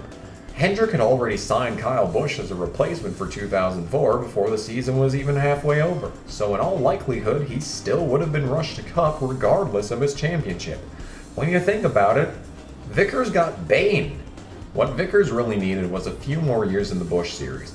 Really, it would have been best for the team to keep Joe Nemechek in the car for another year or pick someone up expendable like Johnny Benson or Ron Hornaday, at least until 2005. I wouldn't want Brian Vickers' first full-time Cup season to happen until 2006. But all those theoreticals are all well and fun until you realize Vickers is still going to fall victim to blood clots in 2010. You can't work around that. Come to think of it, Vickers' first issues with blood clots were in 2010, but the issues stayed away until late 2013, right after marrying Sarah Kellen. Then suddenly his issues are manifesting more and more often. Okay, I promised myself not to get too conspiratorial in this video, so I'm going to leave it at that. Regardless of whether or not you think Brian Vickers was a bust, what he managed to accomplish in NASCAR when he was on top of things was incredible. His tenure at Hendrick was not impressive at all, but he still managed to pick up a championship trophy during his time there. Red Bull Racing was one of the greatest missed opportunities for the sport at large in my opinion, and the team was just starting to figure things out when the project got completely canned. And then there's Vickers' win at MWR. Just randomly, out of nowhere, Vickers shows his hand and with the help of Rodney Childers, picked up one of the most unlikely wins in the 2010s decade. Brian Vickers had such a strange career. It's unfortunate that we weren't able to see what it would have looked like if his medical issues hadn't come about. In all likelihood, he still would be on the track today. I don't really know what else to say. I doubt we'll ever see Vickers in a race car again, but I'm glad I got to experience his wild and unusual career while it was happening. I'll be honest, I never really liked Brian Vickers. I didn't like him when he was at Hendrick because I hated Hendrick. I really didn't care for him when he was at Red Bull, but I definitely enjoyed seeing him beat Kyle Busch into the chase. I didn't like him at MWR either because he was taking up space in races Mark Martin could have been in. After making this long and arduous video, my opinion has kinda changed. I do think Vickers had the talent behind the wheel to become a NASCAR legend, but what he lacked most of all was a team building around him. He didn't have that at Hendrick. He only had it at Red Bull until he got blood clots the first time. By then, the team had already moved on to Kane. It seemed he might have finally found that team building at MWR until Waltrip decided it would be a good idea to sit down one of the greatest crew chiefs in the modern era of NASCAR for some guy named Scott Miller. So Childers said goodbye and Vickers was stuck with another nobody crew chief. It was just a waste. Whatever you want to call it, missed opportunities, wasted potential. There's one thing that can never be taken away from Brian Vickers. He has 3 Cup Series wins. 3 wins he realistically shouldn't have gotten. 1 win he picked up miraculously on the last lap at Talladega. Another one he picked up miraculously by fuel mileage at Michigan. And another one he picked up miraculously, randomly being amazing in the final laps at New Hampshire of all places, as a part-time Cup Series driver. Brian Vickers' career was so unusual. And I don't think we're ever going to get a full explanation on what went wrong. All in all, he has 3 NASCAR Cup Series wins. And that's more than my guy can say.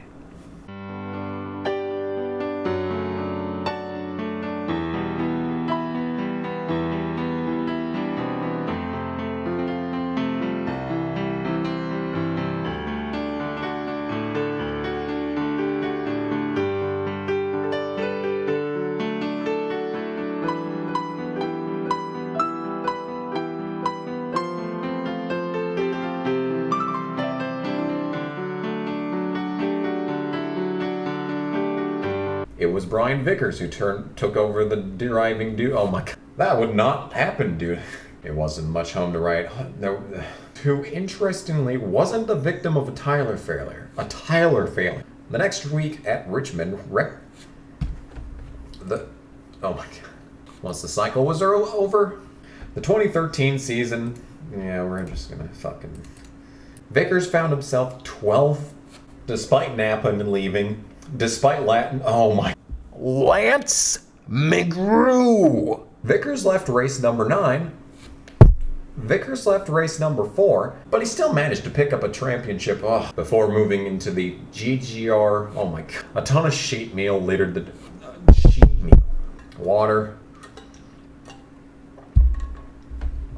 Drink water. Drank. This brought out the caution. Imagine the odds of that. And the field hit pit road at this time. And 1990 what? After Darlington, Vickers was already back up to 20th place in points. It took place on Sunday. When the green flag rolled on Sunday, Daytona was swiftly falling. Oh my god. Season was filled start from finish. Oh my. Still just under 100 from 12th. Fuck me. Not only did Vickers need a good run, but he needed a great run. No shit.